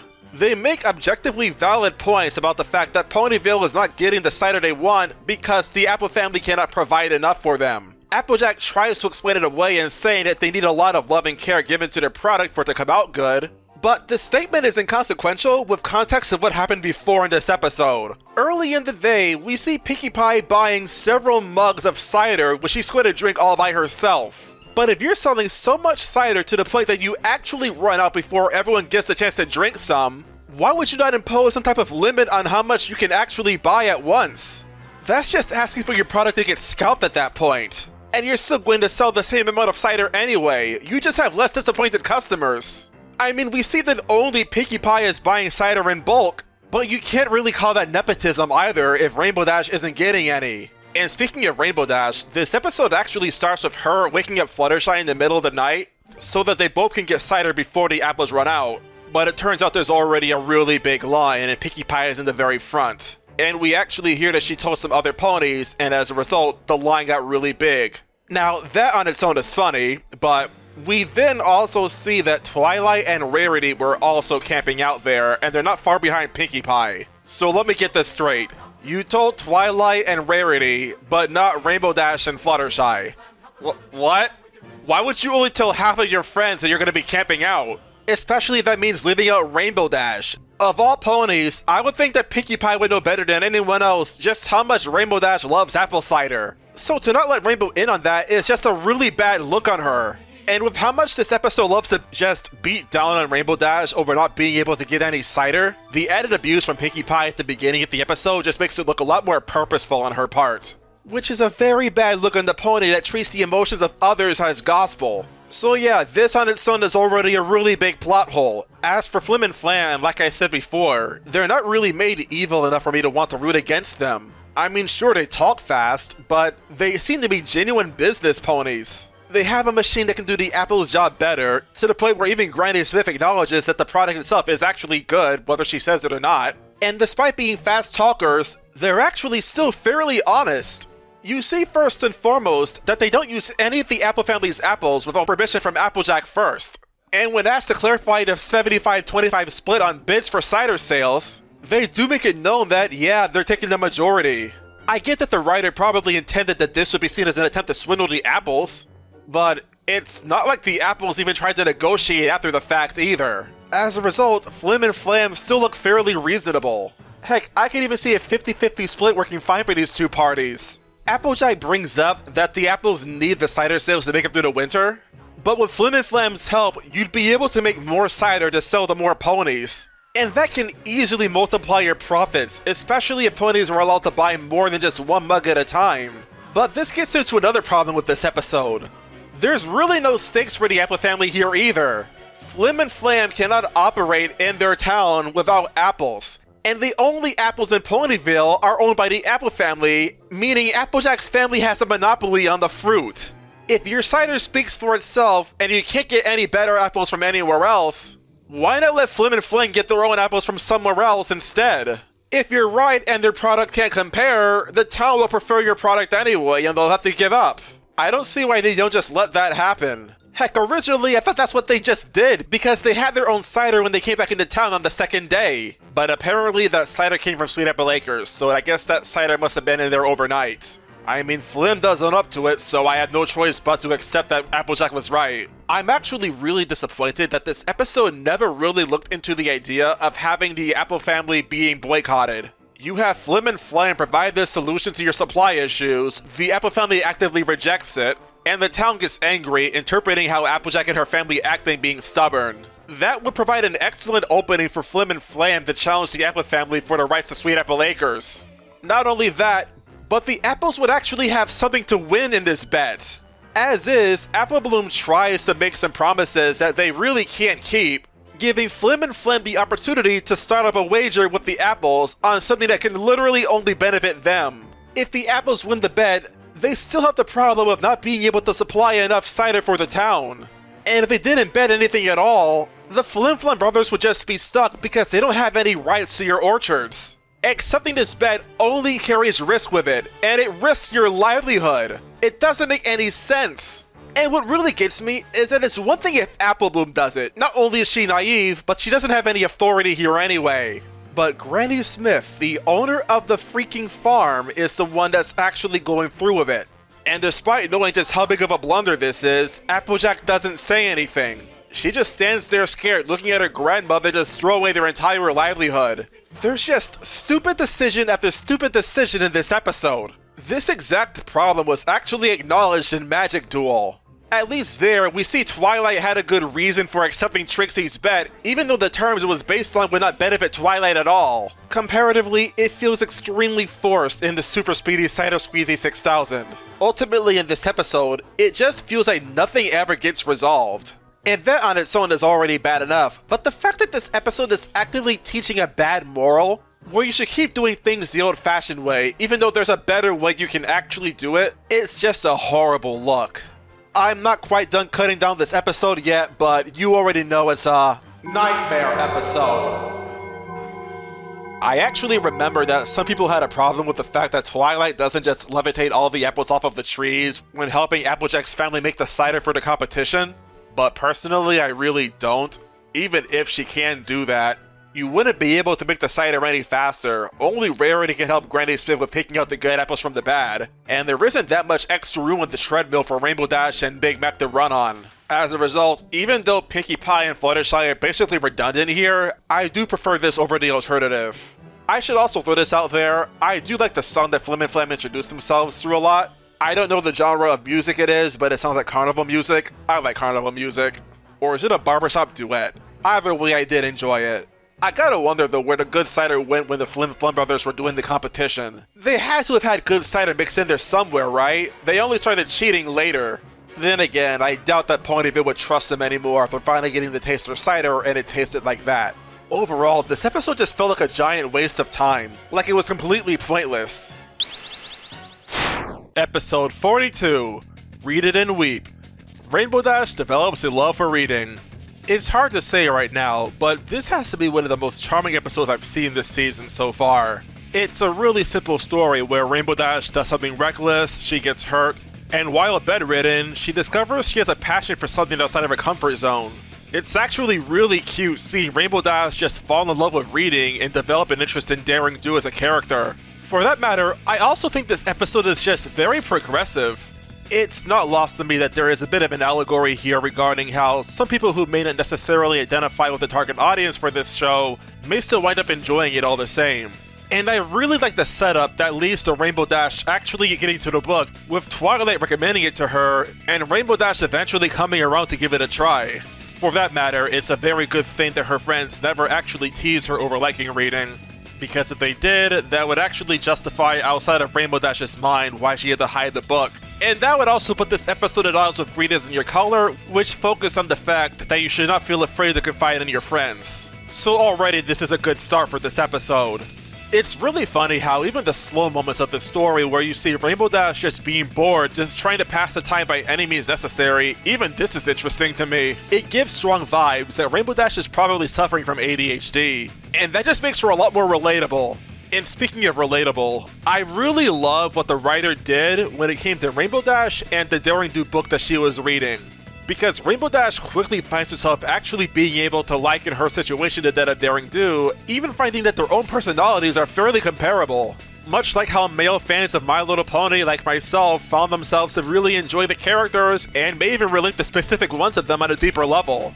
And the actual Daring Do story we see Rainbow Dash read is great. There's a lot of intense scenes where it really feels that you can see the danger Daring Do is in at every given moment. And on top of seeing just how alert Daring Do is at any given moment, she's also fairly smart. I know it sounds like I'm reading too deeply into a work of fiction, but, well, we have to give the foresight. And fortunately for the purpose of this review, I can limit my foresight to as far as I want to go, and no further than that. The moments where Rainbow Dash is repeatedly getting interrupted are also just really fun to me. There's just something so funny about seeing Rainbow Dash be this walking ball of anxiety, who's just so quick to shoo her friends away to catch up on her book. I don't really know which of these two I like more. On one hand, the scene with Twilight and Fluttershy is more believable, but I think the scene with Pinkie Pie, Applejack, and Rarity is funnier. And the reason I think the second one is less believable is because you see Rainbow Dash scarfing her food down, and I have no idea why Applejack and Pinkie Pie would think, "Oh wow, you're a messy eater now, aren't you?" Considering both Earth ponies aren't necessarily known for being very neat eaters at all. I believe it from Rarity, but not Applejack or Pinkie Pie. To be real though, I'm just nitpicking here. It's not a real problem. The climax where Rainbow Dash tries to steal the book away from the hospital is also really enjoyable to me too. I'll always find it really funny just how tight the security is around the hospital, where even the same doctors and nurses from earlier in the story are still around after hours. And if you're eagle-eyed enough, there's a cute callback to Bridal Gossip where the Supernaturals book can be found amongst the mess that Rainbow Dash made. And then there's the moral, which I find is just really charming, where you shouldn't close yourself off from something you might enjoy just because you think it'd be unbecoming of someone with your personality. And this moral can even apply to other parts of you like your race or your gender. I remember not being too big on this episode, even though I knew for a fact that it was good back in the day. And yes, it in fact is also good now. But lately, I've come to respect it a lot more. This is a very tightly written story. Even if the allegory was less clear, I still think I'd enjoy it a lot. But the fact that I do see the allegory makes it just that much better. Episode 43, Hearts and Hooves Day. The CMC play matchmakers to give Cheerilee a very special Sun Pony. We've seen Nightmare Night, which is this show's equivalent to Halloween, and we've seen Hearth Swarming, which is this show's equivalent to Christmas. And now it's Hearts and Hooves Day, which is this show's equivalent to Valentine's Day. An odd choice for a major holiday, but okay, we'll roll with it. My feelings towards this episode are kind of mixed, to be honest. There are some moments I think are fairly fun, but some of the dialogue to me just feels repetitive. Primarily the dialogue between Big Macintosh and Cheerilee when they're under the effects of the love poison. Others may find it funny, me not so much. I think the cringe comedy, if anything, got a much bigger laugh out of me than anything involving Big Mac and Cheerilee not awkwardly being around each other. Like how the CMC and Mrs. Cake react, or even how the music itself distorts just because of how these two are acting around each other too. It's not bad, but I can see the argument as far as how people could not like this. Regarding other aspects of this episode, there are two things about it that I do not like at all. The first of which being Twilight. Regarding her role in this episode, she does very little of substance. She's invested in reading a book as she bumps into the CMC, and the book just so happens to be on Hearts and Hooves Day. That much is fine and makes sense for Twilight. But after she mentions how the book she was reading featured a love potion, that piques the interest of the CMC, and with absolutely no hesitation, she gives the book to them, allowing them to run off with it. And this just feels like a very big mistake. Not only is that irresponsible, but this episode came after the Cutie Pox. An episode where at least Apple Bloom already learned the lesson that you can't really take shortcuts to get what you want. And by extension, Sweetie Belle and Scootaloo would have learned that lesson from Apple Bloom too. I have no idea why, therefore, Twilight is not the slightest bit skeptical when she hears that the CMC immediately want that book after hearing what they hear about it. Especially since she would know better than any other pony in Ponyville just how dangerous forcing ponies to be attracted to something can be. Which is especially shocking because the same writer for this episode also wrote Lesson 0. The other big problem I have with the story is that there's an antidote that's supposed to fix the love poison, but the antidote also makes the climax just feel extremely pointless. If all you have to do is make sure that Big Mac and Cheerilee don't look in each other's eyes for a whole hour, why not just wait for them to go to sleep? I'm certain there has to be an explanation for this. The love poison itself may be a dynamo that supplies infinite energy to the consumer, and that would check out seeing how Big Mac and Cheerilee are able to muscle through anything in their path. But that's only something that the CMC figured out after they tried to keep them from looking at each other's eyes. In the moment where they formulate the plan to set them up to get married just to not let them see each other's eyes for a whole hour, it doesn't make sense to have the idea. Nonetheless, I am willing to be a little more lenient here, because the episode does strongly suggest that Big Mac and Cheerilee just do not get tired of looking in each other's eyes. And at the very least, we are given some explanation later in the story, so at least we don't have to look to another episode for context here. And yeah, that's really all of my issues with this episode. I don't really have the problem with the CMC appearing superficial regarding what's a good stallion for Cheerilee. You gotta remember they're children, they genuinely don't know any better. As long as they don't know what they're doing is actively bad, they can afford to be given a little more leniency. I do like the song a fair bit too. I thought I actually saw Prince Bluebell make a cameo here, you know, the stallion from The Best Night Ever, but it turns out the two stallions just look really similar, they're not quite identical.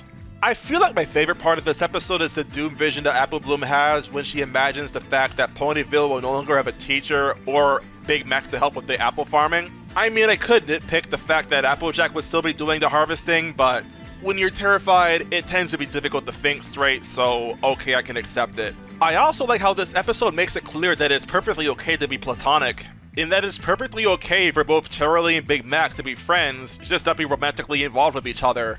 And the moral itself is also solid. Definitely a good moral for children to learn in that you can't force people to get into relationships with each other, so that's always a plus. And the ending did get a pretty big chuckle out of me too, seeing the CMC get punked by Cheerilee and Big Mac after the love poison finally expired. Not gonna lie, even though their intentions were pure, they kinda deserve it. All in all, I'd say I don't dislike this episode, but I'm not really crazy about it either. Ultimately, I just can't quite justify calling this a good episode.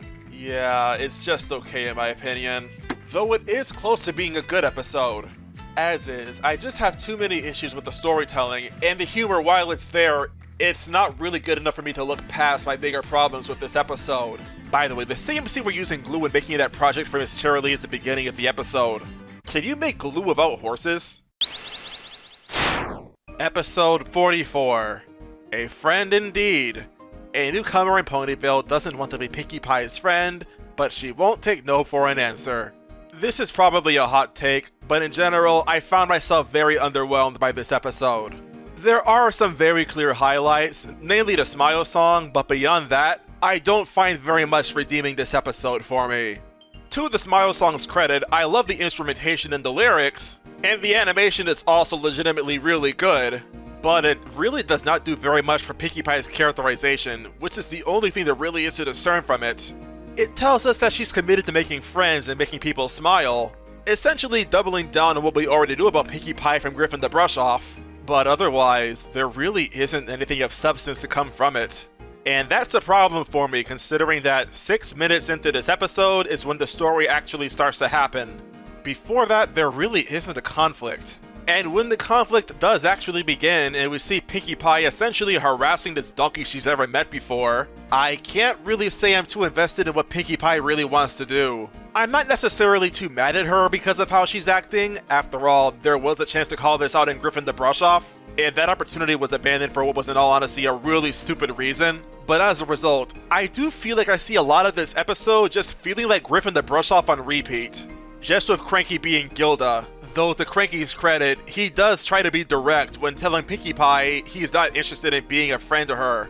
And quite frankly, the way Pinkie Pie acts, it just ends up feeling really obnoxious. Riddle me this. Beyond being the main character of the story, why should I, a member of the audience, want to see Pinkie Pie be Cranky's friend? How does that excuse Pinkie Pie's invasive nature in just never leaving him alone, rummaging through his things, and publicly embarrassing him? I know she's not actively malicious, but still, her intentions here are entirely selfish. Everything we see earlier in the episode is either out of guilt, or is backed solely by the ulterior motive of befriending Cranky. As a result, it makes it so that Pinkie Pie's intentions do not feel genuine. In fact, it's not until just before she destroys his scrapbook where she does ask him anything that doesn't feel purely opportunistic.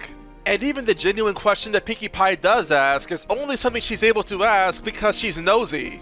Now, I'm not gonna act like every single scene involving Pinkie Pie and Cranky made me ill. I actually did laugh a little bit seeing Pinkie Pie being so brazen over Cranky's bald head. I like to imagine that the citizens of Ponyville were laughing more at Pinkie Pie than Cranky at that moment. It also helps that Cranky did give Pinkie Pie the opportunity to try giving him the welcome wagon.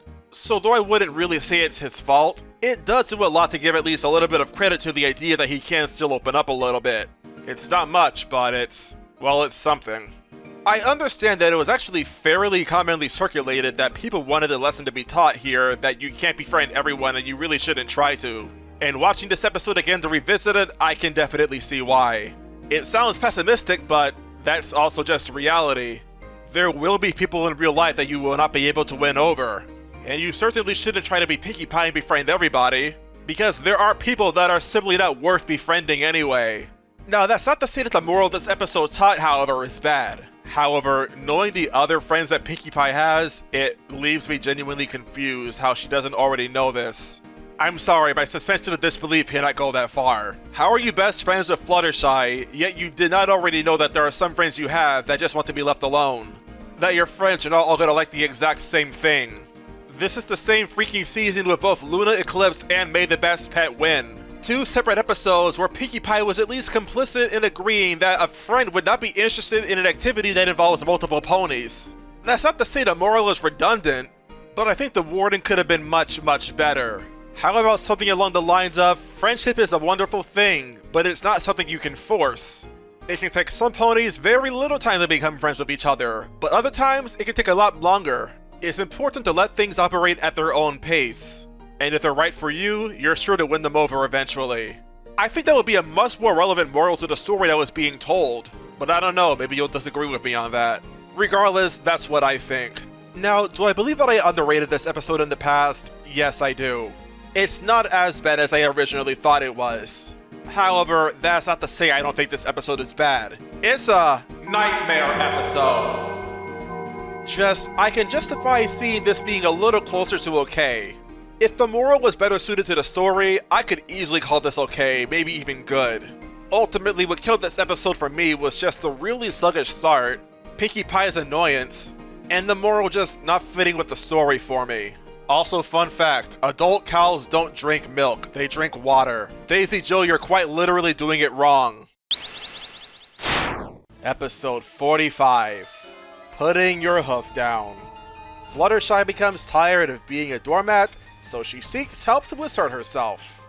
There's some dark history to this episode's production, and I feel it's only right to talk about it first because it gives context to what my feelings are later in the story, and because it helps me make something abundantly clear. Around the time this episode was written, the original writer was Charlotte Fullerton, but as she was writing this episode, her husband sadly passed away. So because she had to deal with the grief of that, Meriwether Williams had to step in to take over because, well, the story wasn't actually finished yet, and as a result, Meriwether was credited for teleplay. That's about all I really know. There's probably more details, but I'm not really at liberty to discuss it. But with this in mind, it does serve as a satisfactory answer as to how the writing could end up the way it was in this episode. And where before I was merciful enough to call it an okay episode, I do not think it's going to get off as easily now. Understand that as I'm critiquing a product, I feel no animosity towards the writer of it. Good people can make bad products and vice versa. And I don't condone attacking people over their own work, especially under circumstances like this. That all being said, I don't really know where to start with my problems with this episode because there are a lot of them. I will say I really like what this episode attempted to do. All too often we're taught that something is the right thing to do, but I really like when shows go as far as trying to show when you're overcorrecting and trying to do it. And overcorrecting when it comes to something like asserting yourself, it is an excellent concept. For that matter, I also just really like the moral of this episode, which is to basically say, don't confuse being assertive with being a bully. Because all too often in trying to stand your ground, you may be overstepping your boundaries and stepping on someone else, whether you realize it or you don't. However, even though I do like this episode's message a lot, I think the way it went about actually teaching it left a lot to be desired. Now, I will be extremely fair in saying that this episode is filled to the brim with content. Never did I ever actually feel bored while watching it. The story it's telling is always on the move, and from what I could tell, there's no filler, which is a step up from a friend indeed in my opinion. However, getting into the actual content is where we actually have problems. First off, the tone. Compared to the rest of the show, I find the tone of this episode to be really dissonant with the rest of it. It's a lot more harsh and cynical, which in and of itself isn't a bad thing. The problem is that it leads to a lot of unnatural feeling scenarios, where it oftentimes feels like the characters are serving the plot rather than the plot serving the characters. For example, Fluttershy is a Pegasus. That means she can fly, and yet she never gets the idea to use that part of her biology to avoid confrontation entirely. I can understand to an extent the bridge later in the episode because it was about putting Iron Will's advice to work, but earlier in Iron Will's seminar, the goat is trying to block her path. She can literally fly over it. And truth be told, if I was her, that'd probably be the first thing I think to do. That's because while being able to assert yourself is important, it's arguably more important to also learn to avoid confrontation unless you are actually being wronged. I'm just saying, the world is a scary, angry place. And with that in mind, there's a level of wisdom in how Fluttershy acts earlier in the episode. It's important to recognize when you have to be assertive and when you should really just get out of the way. But I digress. Before we're introduced to Iron Will, we see Fluttershy being given advice from both Pinkie Pie and Rarity. And I'll just come out and say it, I don't like how this episode used these two mares. Their methods of asserting themselves really just amount to being manipulative. Like Rarity using her charms to reimburse this Poindexter-looking pony out of his asparagus, which to me just reads like you're using insincere compliments in order to get what you want. It was one thing when Rarity was manipulative in a dog and pony show, because there, it was out of self-defense. She was abducted and she only did it to survive. What putting your hoof down meanwhile does is entirely unnecessary. What I really would have liked to see instead is Rarity buy the asparagus and Fluttershy has to get it from her by being assertive instead. For that matter, I hear some people think that Pinkie Pie scene was funny. I'm not one of those people. The vendor pony selling tomatoes for 2 bits as opposed to 1, I think is perfectly fine. After all, inflation's a real thing in the real world, so like, why not in Equestria? As a result, it looks like what Pinkie Pie is doing here is just scamming the pony that's selling the tomatoes, which is obviously illegal. And offer was just a really bad gag. This is point for point something you'd see out of Looney Tunes. Except here, it doesn't really match the scenario because in putting your hoof down, it's just because you're dissatisfied with the price. Whereas in Looney Tunes, Boggs is doing what he's doing to avoid getting killed. So at least in my opinion, the reference doesn't really work within the show. Now, I'll say that Fluttershy trying to flirt was funny. That did get a good laugh out of me. But otherwise, this whole scene was just painful. Though I did like the vendor pony who was selling the cherry to Fluttershy. He doesn't really do anything wrong, he's just taking advantage of a pony that's showing herself to very clearly be desperate. If anything, this is a moment where Fluttershy really needs to learn to keep her mouth shut and only say what needs to be said. Which is a good bonus lesson to this episode. Still, all this time this episode's going on, I have to wonder, where's Rainbow Dash? Of all of Fluttershy's friends, she'd be the first to come to mind as far as learning how to stand up for yourself. As far as the show is concerned, back in Sonic Rainboom, she was the very first of Fluttershy's friends to bring this to her attention. Moreover, back in the Cutie Mark Chronicles, she was a pony that actively defended Fluttershy when she was getting bullied. In fact, most episodes in Season 1 actually show Rainbow Dash employing exactly what Fluttershy needs to do. And for that matter, so was Applejack. I'm not going to act like both Pinkie Pie and Rarity couldn't work. After all, Pinkie Pie has shown to be plenty capable of standing her ground and feeling Pinkie keen. And so is Rarity in the aforementioned The Dog and Pony Show, in addition to Sweet and Elite. But this episode doesn't play to either of the two strengths, and as a result, I feel like they could have chosen better characters instead for that purpose. And unfortunately, the episode doesn't really get much better from here on out. I haven't really felt a reason to mention this quite yet, but Angel, Fluttershy's pet, is especially bad in this episode. In addition to being bratty, he just comes off as really violent. The refusal to eat what Fluttershy prepared for him is one thing, but slapping her across the face for trying to suggest eating something else? Throwing her out of her own cottage for just bringing up that there's not a cherry on top? Like, what got into this little bastard? It just feels really gross to see. Really, was it not enough to just have him throw the food on the ground, maybe shatter the bowl and see Fluttershy run away crying? I can't help but feel like emotional damage would not only be more effective, but probably also somehow less uncomfortable to see. And something else you'll also notice is that as this episode goes on, it gets more and more physical. Like during the seminar when Fluttershy is trying to become more assertive, she gets thrown to the back of the pack by ponies who are there to also learn to be more assertive. You know, you'd think other ponies there would probably be terrified of having to share space with others, but no, they're plenty willing to throw you away. So that's a freaking plot hole. But like at the same time, I can't imagine that so many ponies really need assertiveness training. And bear with me, I'll talk about Iron Will later, but for now I really want to stay on track with this topic. After the seminar, when Fluttershy becomes better because, well, she learns how to stand up for herself, this is where my complaint about how unnatural everything feels really comes full force. To Fluttershy's credit, how she dealt with her gardener was absolutely warranted, and it helps that that was the very same pony she interacted with in The Best Night Ever, too. I talked about the bridge scene before and how much I really don't like that because of how Fluttershy can very easily avoid confrontation, but again, I could see that as a situation where she's just trying to employ what she learned. The third time she gets to stand up for herself, though, really bugs me. Where she walks in the Sugar Cube corner, gets in line, and Shoeshine comes out of nowhere, tricks her into getting behind her, and as you'd expect, Fluttershy flips out.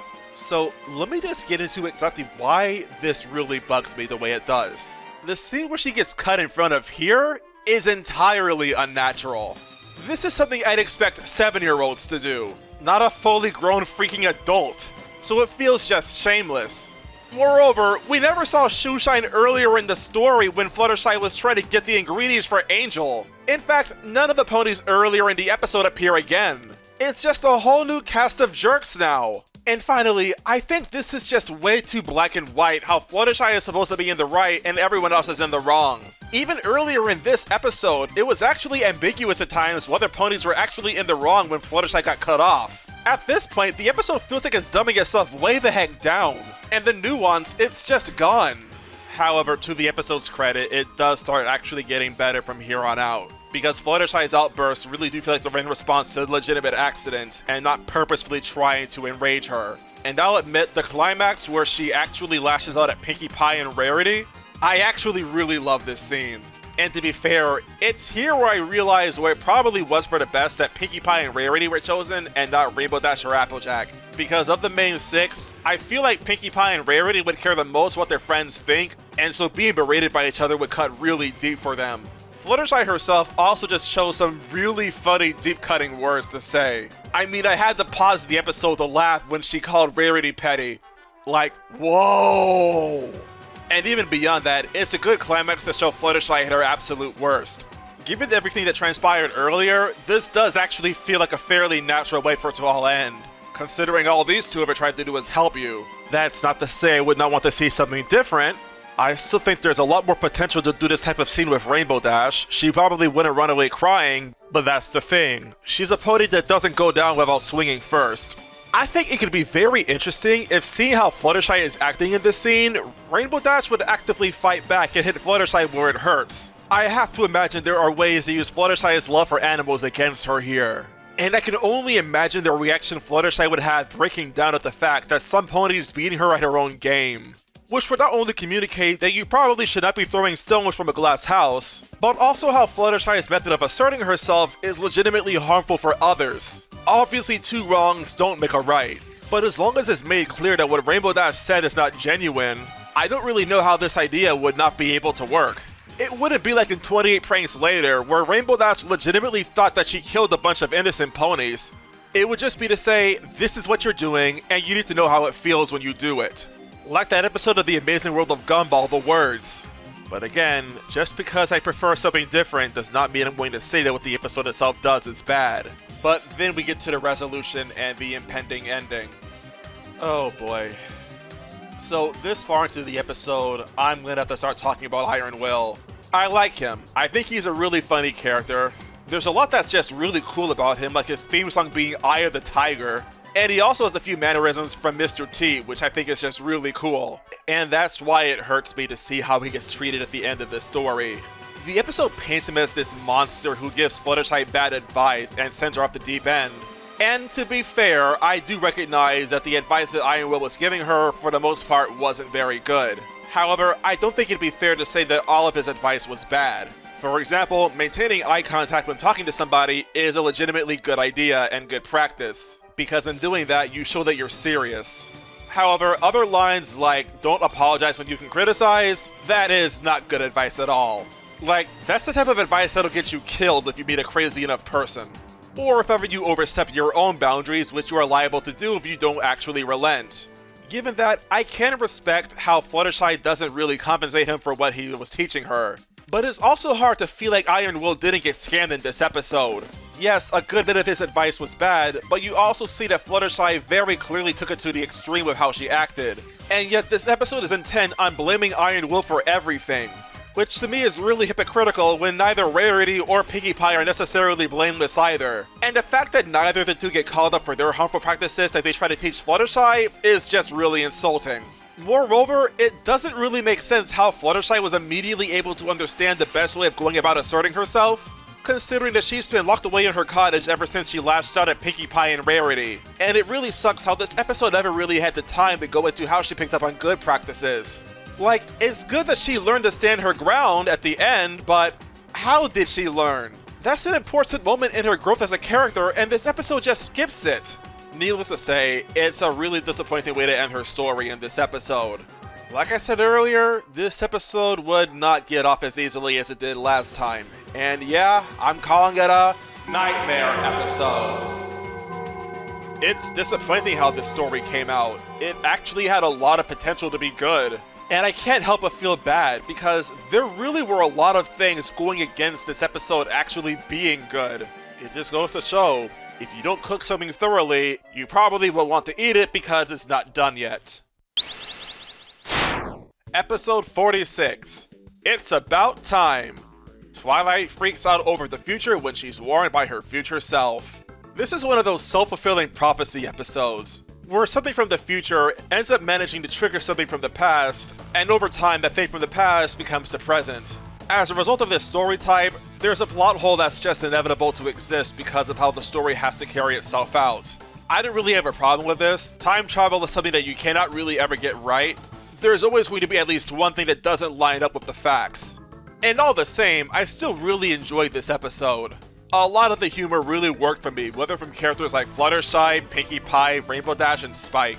Really, just about every joke I thought was actually funny. Gags like Pinkie Pie being a fortune teller, it makes a lot of intuitive sense because of her Pinkie sense, but the fact that the fortune she tells Twilight is something that she likely have an active involvement in, I find actions like that from Pinkie Pie to be really charming. In fact, overall, this is an episode where Pinkie Pie didn't really bother me at all. I just found her to be very much naturally funny. Other scenes like Rainbow Dash and Spike messing with Twilight and Fluttershy playing with Cerberus were also just really cute. And it's also really cool foreshadowing with the exposition we're given from Twilight what Cerberus actually does in the show. The fact he was guarding Tartarus and actually abandoned his post, which gave other monsters there a chance to escape, that's a really cool setup for what we see in Season 4 with T-Rex. It's one of those rare few moments where it feels like there's actually meaningful continuity between episodes that even lasts across several seasons in the future. It's rare when it happens, but I really appreciate when it does come up. Then there's the moral, which, yeah, I'm actually a big fan of. Now, I remember hearing from some that this episode's moral may be a little bit redundant because of Lesson 0 and what Twilight had to learn there, but I actually have to disagree. Though Twilight was the pony of focus in that episode, she didn't really learn too much of anything. It was really her friends who walked away learning anything important there. As a result, It's About Time does not feel redundant, it really instead feels like it's making sure that Twilight actually learned this lesson before the season's over. In my opinion at least, that's perfectly fine. Moreover, we're shown that Twilight's friends and even all of Ponyville are taking her seriously here. They're immediately ready to mobilize and help Twilight out where she feels like she needs their help. So I don't really see any problems here. And as for the lesson that Twilight herself learned, like I said before, it's really good. Every future day will have its own anxieties. You gotta take each day one at a time.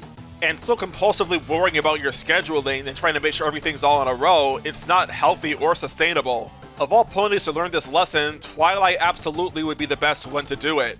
I don't really have much else to say about this episode, but it's good. Definitely a much more simple episode to really talk about and review, which, given the previous episode and the one we're gonna have to look at immediately afterwards, I really freaking appreciate. Episode 47, Dragon Quest. Spike ventures on a quest of self-discovery after being teased for not acting like other dragons. Well, ain't this a fancy howdy-do? I have some very choice words on this episode in particular. Once upon a time, this was the episode I would consider the absolute worst in the whole show. An opinion that I probably don't hold anymore, but that's not to say I like this episode any more now than I did before. In fact, I think my animosity towards this episode has only gotten worse with time.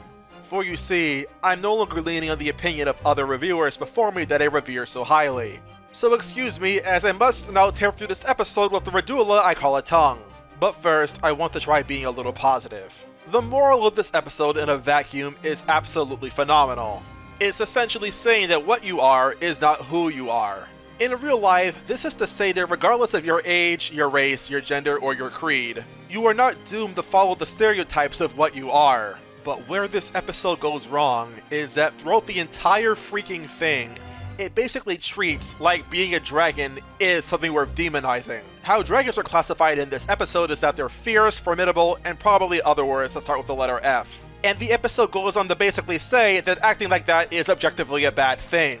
The problem being that it overlooks a very real possibility that the dragons act that way for an actually good reason and not just because they want to. At least, judging by what we saw of the dragons in this episode, they care a lot about strength, power, and determining who's the best amongst them all. This could easily communicate an idea of how the strongest are the only ones that survive, and it can encourage self-improvement in order to be able to keep up with them, which not only falls in line of how animals act in the real world, but also people in general. If this episode really wanted to, it could have given us some actually meaningful, nuanced commentary on how dragons actually operate, and how it contrasts with ponies who are typically cooperative, friendly, and accommodating. Unfortunately, it wouldn't be for another 4 seasons where we would get anything like that. And the episode instead portrays all dragons, all of them minus Spike obviously, as acting the exact freaking same.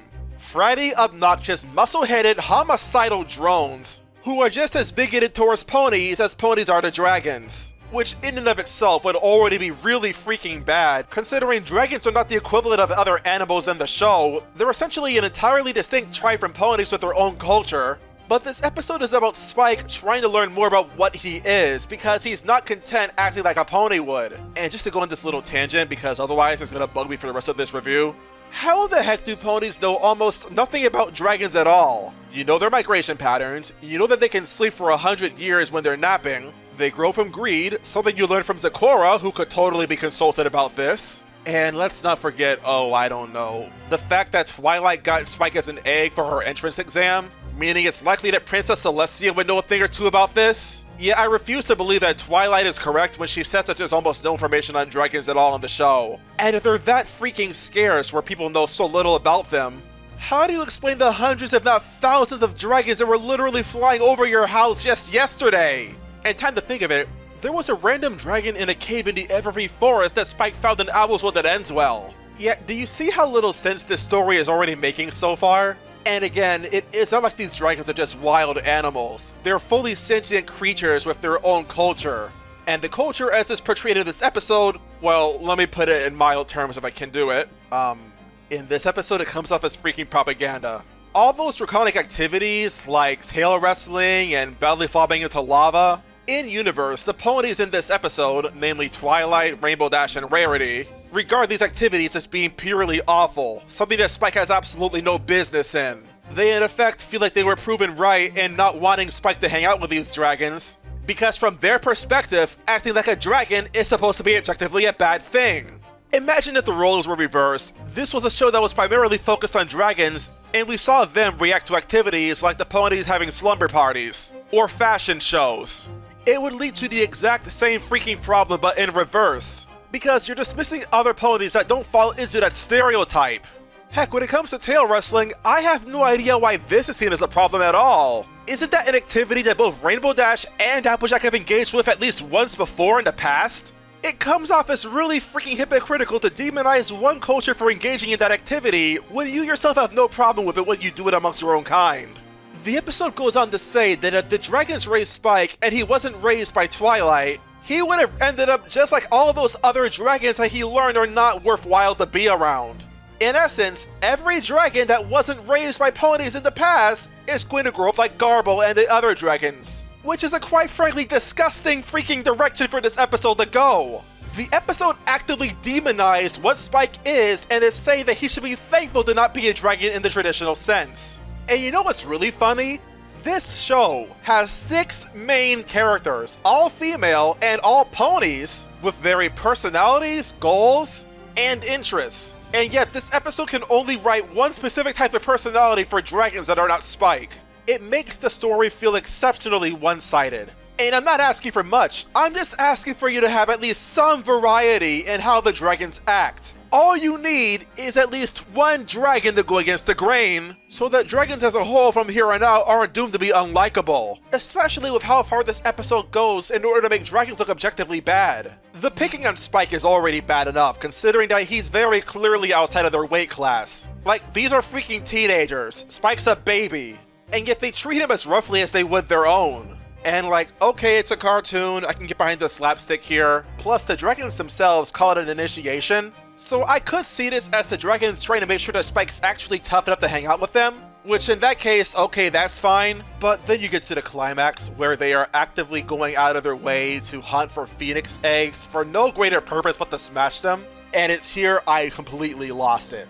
You mean to tell me that these dragons, who are supposed to act as an allegory for males that don't necessarily agree with other males that like watching your freaking show, are going to be the same type of people that act like these troublemakers who find glee in murdering innocent baby birds?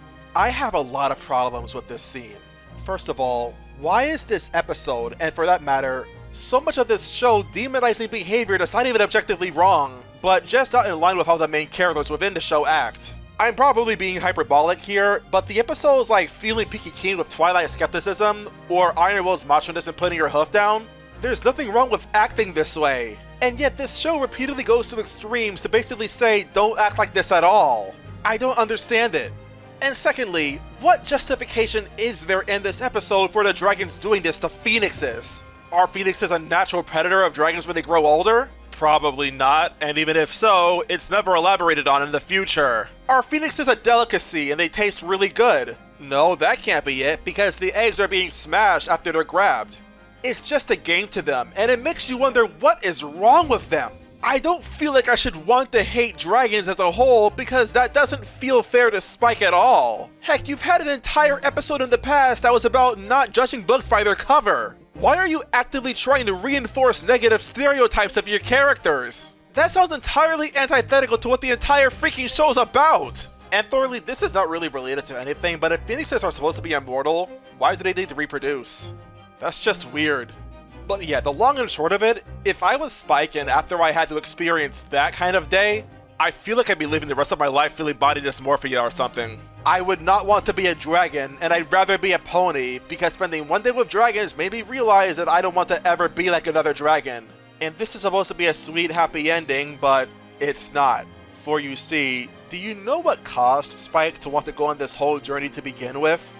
Well, let me tell you. It's the actions of the main 6, minus Fluttershy. And I say minus Fluttershy because she noped out of this episode at the very beginning. And you know what? Good for her! I find it really hypocritical how this episode demonized the dragons for making fun of Spike for acting like a pony, and yet those very same ponies that Spike is friends with are going to mock and belittle him for acting like they do. It'd be one thing if it was light ribbing, but it's not light ribbing at all. Spike is very clearly flustered and he hates how they treat him. He originally reveled in the fact that the dragons were seen as being tough, and is then faced with the reality that his friends barely see him as a dragon at all. And this episode basically goes on to say that Twilight and her friends are in the right for this, despite the fact that it comes with the implication that there's something objectively wrong with being a dragon. Or as this episode would put it, acting like one. Okay, so try applying that logic to people of different genders, races, or nationalities. You don't act like others of your race, but why would you want to? You don't act like other boys, but why would you want to? You don't act like other girls, but why would you want to? Oh no. You don't act like other Americans, but don't worry about that. You're one of the good ones. Listen, it's not a good thing, don't say it. Because in saying that you're one of the good ones and you're a part of this race, you're effectively saying that everyone else that's like you is bad. It's a backhanded compliment. Even if you say it in earnest like the main six clearly are here, Spike has every reason to feel flustered because it's inadvertently insulting to him. And it's not like I don't understand where the main six are coming from. The last dragons they've ever encountered were both in Dragonshy and Secret of My Excess. So naturally from their perspective, there really isn't anything good that you can see from dragons. But just because your perspective can be understood does not mean that it can excuse racism or bigotry of any kind.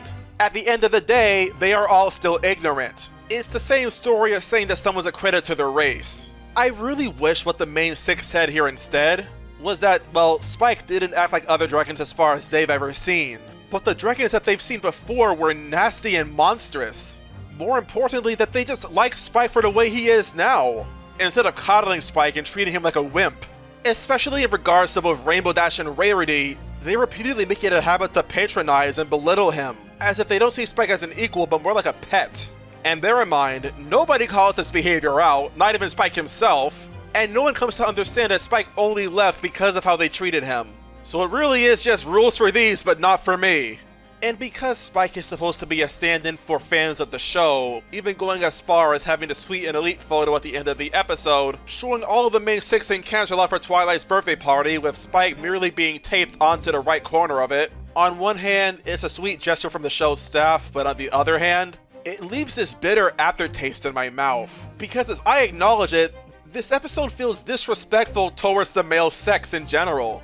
Because while I agree that it is not cool to look down on femininity in people, I don't agree with this episode because in trying to elevate feminine people, it's actively putting down masculine people to do that. The people who don't agree with you are not obligated to. And putting your opposition down to bring your friends up is not bringing about social justice. You're not fighting for fair treatment, you're essentially saying that this party should be put in power instead. And that makes the message in Dragon Quest hypocritical in every sense of the word. Dragon Quest at its core is a prime example of misandry. It's tactless, tone-deaf, and toxic. A true to the theme, nightmare episode. Far and away, this has got to be the absolute worst episode in the first 3 seasons of the show. Maybe even out of the whole 9-season run.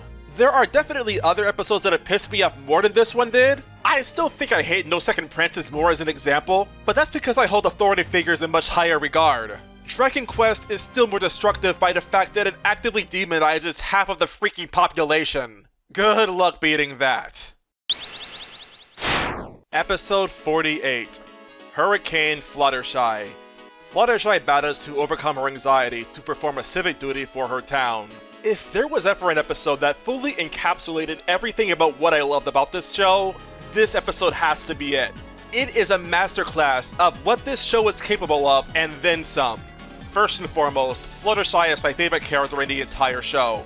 There's just something angelic about her. Her personality, her design, her fears, and her unwavering determination to give it her all when the chips are down. She is a pony I actively champion, and this episode makes a great case as to why.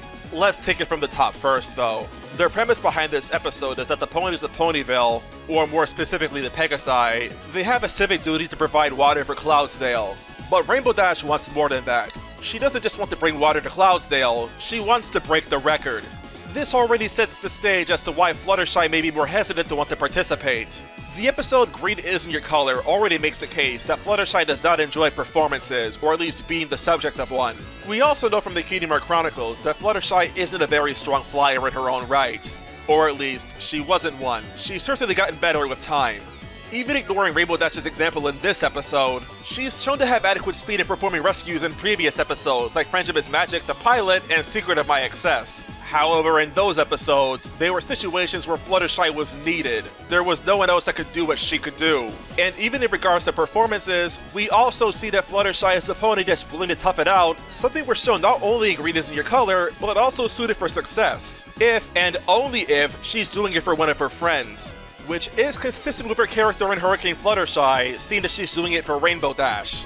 And speaking of Rainbow Dash, I just have to throw this out there as well. I adore how Rainbow Dash was handled in this episode. It is beautiful. Not only does she come up as a good friend to Fluttershy, but just a very good coach in general.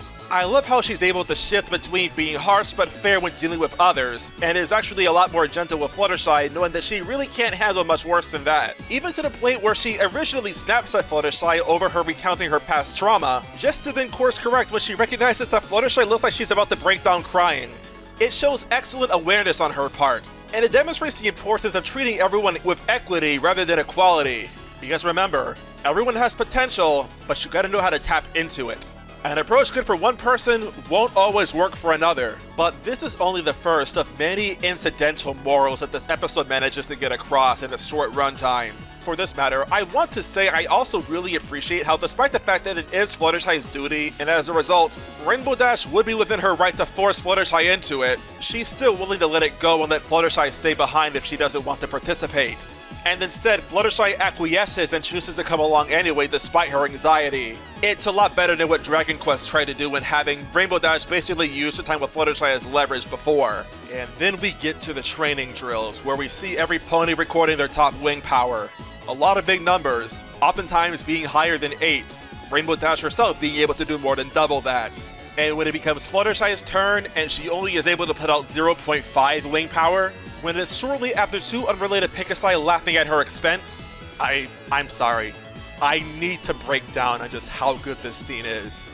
The portrayal of the psychological damage that bullying can have on you at a young age just feels so sincere and genuine. It really made me feel for Fluttershy, not just as a character, but as a person. Which, yeah, I know that might be cringe, but I just cannot get over just how freaking strong the sincerity in this episode really is. I can't think of another episode that made me feel to the same extent as this one did. Not even Sisterhooves Social managed to accomplish that. Which I think can be owed to just how the writer of this episode, Cindy Morrow, managed to show just how devastated Fluttershy looked at every given moment when it will be applicable. The way she began to shut down after hearing she got only 0.5 wing power on her first trip. The then following anxiety attack where she's surrounded by judging eyes before she runs away crying. An image so strong that even Rainbow Dash is made to wake up and realize just what kind of state Fluttershy really is in. Not only is it strong imagery, but the music does such a good job complementing it, in just showing that Fluttershy's self-worth is entirely shattered. It's just masterfully executed storytelling. I think it's also just really accurate to how in real life, before you can actually become better at your craft, you have to overcome yourself first. Otherwise, you'll be doomed to getting in your own head and you just won't be able to perform like you can at your best. Which leads well into the following pep talk that Fluttershy gets from her animals, where it's ingrained in Fluttershy that she has to believe in herself and never give up. And it leads really nicely into the montage, which has a lot to love about it. It shows Fluttershy starting to really develop some real grit. And for how much she struggled, she was still able to improve little by little. I especially love the scene where she actively sucked a tear back into her eye. It's good to see that this episode still has a sense of humor. And the way the visuals and music still work together to show her gradual improvement, and then you see her silhouette in the sky as she's in front of the sun, it is beautiful. And coming back with newfound confidence, she tries again, and her new record is 2.3. Which, believe it or not, this also carries with it a really good lesson. And that's that even if you do put in all the time and effort you can to be better, it doesn't mean you're gonna automatically become a pro. It oftentimes takes more than one little montage to finally become as good as the best there ever was. And I just really appreciate that this episode has a realistic approach to showing self-improvement. Fluttershy literally did better than quadruple her best, and is still dissatisfied because it was only 2.3 when Rainbow Dash was looking for 10.0 or higher. So even if Fluttershy was able to stop getting in her own head, she's still burdened with the reality that she does not believe that her best is good enough. For that matter, this just hit really close to home for me. I feel like all too often when it comes to doing anything, it can be really easy to look at what other people are doing and how they're doing better than you, when the reality is that your circumstances may not necessarily be as favorable as theirs. And it's not healthy to compare just raw data like that, because you're not really getting the whole picture. Some people just have that X factor and other people just don't. Just because you can't run as fast as Usain Bolt doesn't mean that you're slow overall, but at the same time, you at least want to be able to keep up with him. And if you can't do that, then it can be all too easy to just want to give up and just stop trying entirely. I remember when I was a child and I was racing with my older cousins. I'd be giving it my all, just to see more distance between us as I kept trying. It would lead to me giving up and I just break down crying because I couldn't keep up with them. If you don't believe you can do it, you won't be able to do it, and you'll lose before you even start. Now obviously, there are some key differences between my own experiences and what Fluttershy is going through right now. Rainbow Dash is still right that every bit counts. Not only that, but Fluttershy would do well to remember that she's only competing against herself, not with others. But if she doesn't believe she'll make a difference, then she won't make a difference. It really is amazing just how much ground this episode is able to cover in its short runtime. But there's still the ending to tie it all together, where a sickness called the Feather Flu knocked about 8 PieGuyRulz out of commission, and now there's a chance that there may not be a strong enough tornado to get the water to Cloudsdale at all. For that matter, I remember hearing some people say that they wondered why Spitfire didn't do anything to help when there was actually a risk of the tornado not being strong enough. Guys, it's not that complicated. It's not Spitfire's responsibility to help Ponyville. If Cloudsdale really needed the water, they could also just have their own PieGuyRulz come down to do it.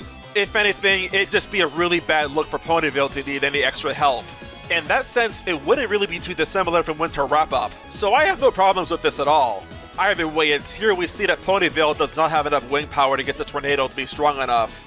They just barely can't do it without Fluttershy, and as a result, Fluttershy has her chance to go in and finally make that difference because she's the only other Ponyville Pegasus that can go in to help.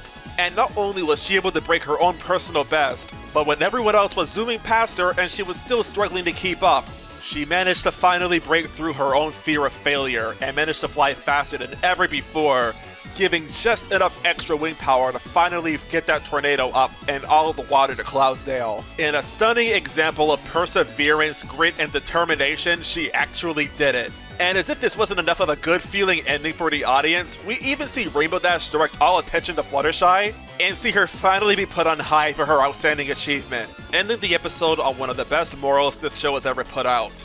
It is a disgusting understatement to call this episode good. This episode is a contender for the greatest of all time in the entire show. The characters, the emotion, the messages. It is a shining example of what this show is capable of when it's at its absolute best. You would be hard-pressed to write an episode better than this one. Obviously there are some flaws to it, but the flaws themselves are so minor they practically do not matter at all to me. First off, the way Angel's characterized almost feels out of character for him. Realistically, I don't think it really is out of character, but after putting your hoof down, it's hard to see him as anything more than this little runt that needs to be kicked around. Spike is also repeatedly shown not being able to read the room at all, which is strange because at least regarding Twilight, he's shown to be very perceptive to her emotions, but even this is negligible. Twilight is repeatedly shown keeping him in line. Also, he's been around Twilight a lot longer, so it's also possible that he's just a lot more perceptive to her specifically and nobody else. Spike is also a baby dragon, so if anyone was to be oblivious, it makes the most sense for it to be him. Yet even the few flaws I can find in this episode really aren't flaws at all. I legitimately cannot think of anything truly bad about it. You know what, forget what I said about the perfect pair. I think this might be the best episode of the entire show, and that's no small feat. But only time will tell. After all, I haven't seen seasons 8 or 9 yet. By the way, congratulations Fluttershy. Even if only temporarily, you managed to finally achieve your lifelong dream of becoming a tree. And you didn't even need Swamp Fever to do it. Extra, episode 49, Ponyville Confidential. The CMC take up the role of journalists in an effort to get their cutie marks. Oh, this is gonna be a fun one to revisit. This is actually a very unpopular episode for Season 2. I know a lot of people do not like it, but I'll get into the reasons why people don't like it later. First off, my thoughts. I like how this is a CMC episode where the CMC focus on only one thing for the entire runtime. They don't try one thing for a minute and then abandon it to try something else entirely. As a result, this episode feels a lot more focused than other CMC episodes. Second, this is an episode where I actually really like Diamond Tiara in it. I will admit that the way that she gains so much power in the episode is really stupid. Cheerilee essentially introduces her as the editor in charge and then just nopes out of the episode until the end. And doing just a little bit of research on what the advisor actually does as far as the school paper is concerned, it's Cheerilee's job to strike a balance between overseeing the work of the students and allowing the students the freedom to write the paper their own way. So by giving total control to Diamond Tiara, she's not really doing her job. Now, to be fair to this episode and the writer, of course, I don't really see a way where you could write around Cheerilee, at least with her being actively involved, but that is a part of this episode I do not like about it. Either way, Diamond Tiara was really fun to watch in this episode. I love the funny faces that she makes in it, and her quote about not caring about feelings is just so good. I am so making that a forearm weapon. It's overall just a very good performance from her. I think the lessons that this episode teaches are also really good. Namely in how gossip is bad and all gossip is harmful, but also how it's more fun to spread gossip than to be gossiped about. Which, funnily enough, was actually communicated by Rarity, and given her stance on the gossip before, yeah, she's a total hypocrite for it. But strangely, I don't really mind the fact that she's a hypocrite, because A, she gets it just as bad as her friends do too, and B, it makes it easy for me not to really feel bad for her, which I think is just really funny. I don't even hate Rarity, I just think it's a really funny way for this episode to go about it. On this note, I think it's interesting that Twilight had a problem with the papers before Applejack did. Not a criticism, just an observation. No one really had a reason to believe that these were lies until after the fact anyway. And the articles themselves are just really funny to me too. That image of Celestia eating cake will live rent-free in my head. And even beyond that, the articles give way for a lot of really funny jokes, like involving the cakes and them breaking up, which ironically isn't really too out there if baby cakes is any sign, considering that episode's implications of adultery. So yeah, if you couldn't already tell, there's a lot about this episode that I really like about it. But is it enough to call this a good episode? Well, let's first look at the bad. So one problem I have with this episode is that Featherweight is essentially as guilty as the CMC are in this episode. He's also doing a lot of snooping around trying to get pictures of ponies in their private lives. And you can even spot him in the spot with the main six when Rainbow Dash is getting her hooves filed. And yet at the end of the episode, he's actively getting rewarded despite the fact that he is, well, like I said before, literally as guilty as the CMC are. You could argue that he was just doing his job under Diamond Tiara's rule, but so are the CMC. Why not another pony that was actually innocent of everything, like Shady Days or Truffle Shuffle? In case you don't know, Shady Days was the one working the printer, and Truffle Shuffle was the pony that was actually reading the newspaper in class before it was cool. It being Featherweight just rubs me the wrong way. Also, admittedly, I don't really think that the CMC's embarrassing photos were really that embarrassing at all. Maybe Scootaloo, but the other two not really. I get that kids can be mean, so they probably would still get hazed over it. I don't know. I guess this is a situation where if it matters to the CMC, that should be good enough. And I can at least see it making sense within the universe itself. Even though I personally find it freaking adorable seeing Sweetie Belle be dressed as a peacock. Though time to think of it, was that the beta dress for what Fluttershy would be wearing in Make New Friends But Keep Discord? It'd be funny if true. There otherwise isn't really anything that bothers me about this episode. You might think I would have changed my mind about the CMC becoming the pariahs of Ponyville, but no, this doesn't bother me at all. Like, it still does not bother me at all. It makes perfect sense to me that no one will trust the CMC after what they did to Rarity. There's something slimy and underhanded about leaking someone's personal diary out to the public. That's just really freaking gross. Not only that, but you can adequately describe what the CMC said about Twilight, Rainbow Dash, and Applejack as libel. Twilight, because they claim the source came from Spike, who can deny even ever saying it.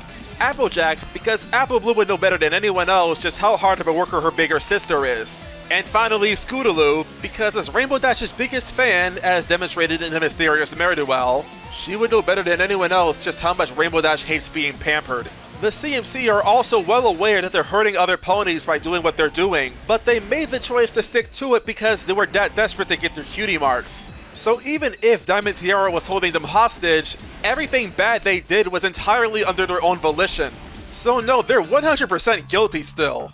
And just to clear the air around this, just because their paper was popular is not an excuse to keep doing it if you know it's bad. It'd be a shame for the town, but so be it. Ultimately, doing the right thing should take priority than any kind of benefits you'd get from your product, which would be a more gray area in the real world if you were actively dependent on the results of the product, but this is voluntary and they're doing it for free. And as Rarity pointed out, it'd be to the end goal of receiving your cutie mark for something that would actively be harmful to people, which would not be something to be proud of at all. They were also anonymous, so if they were to just quietly quit what they were doing, there's no reason to believe that quitting now would come back to bite them in the butt later.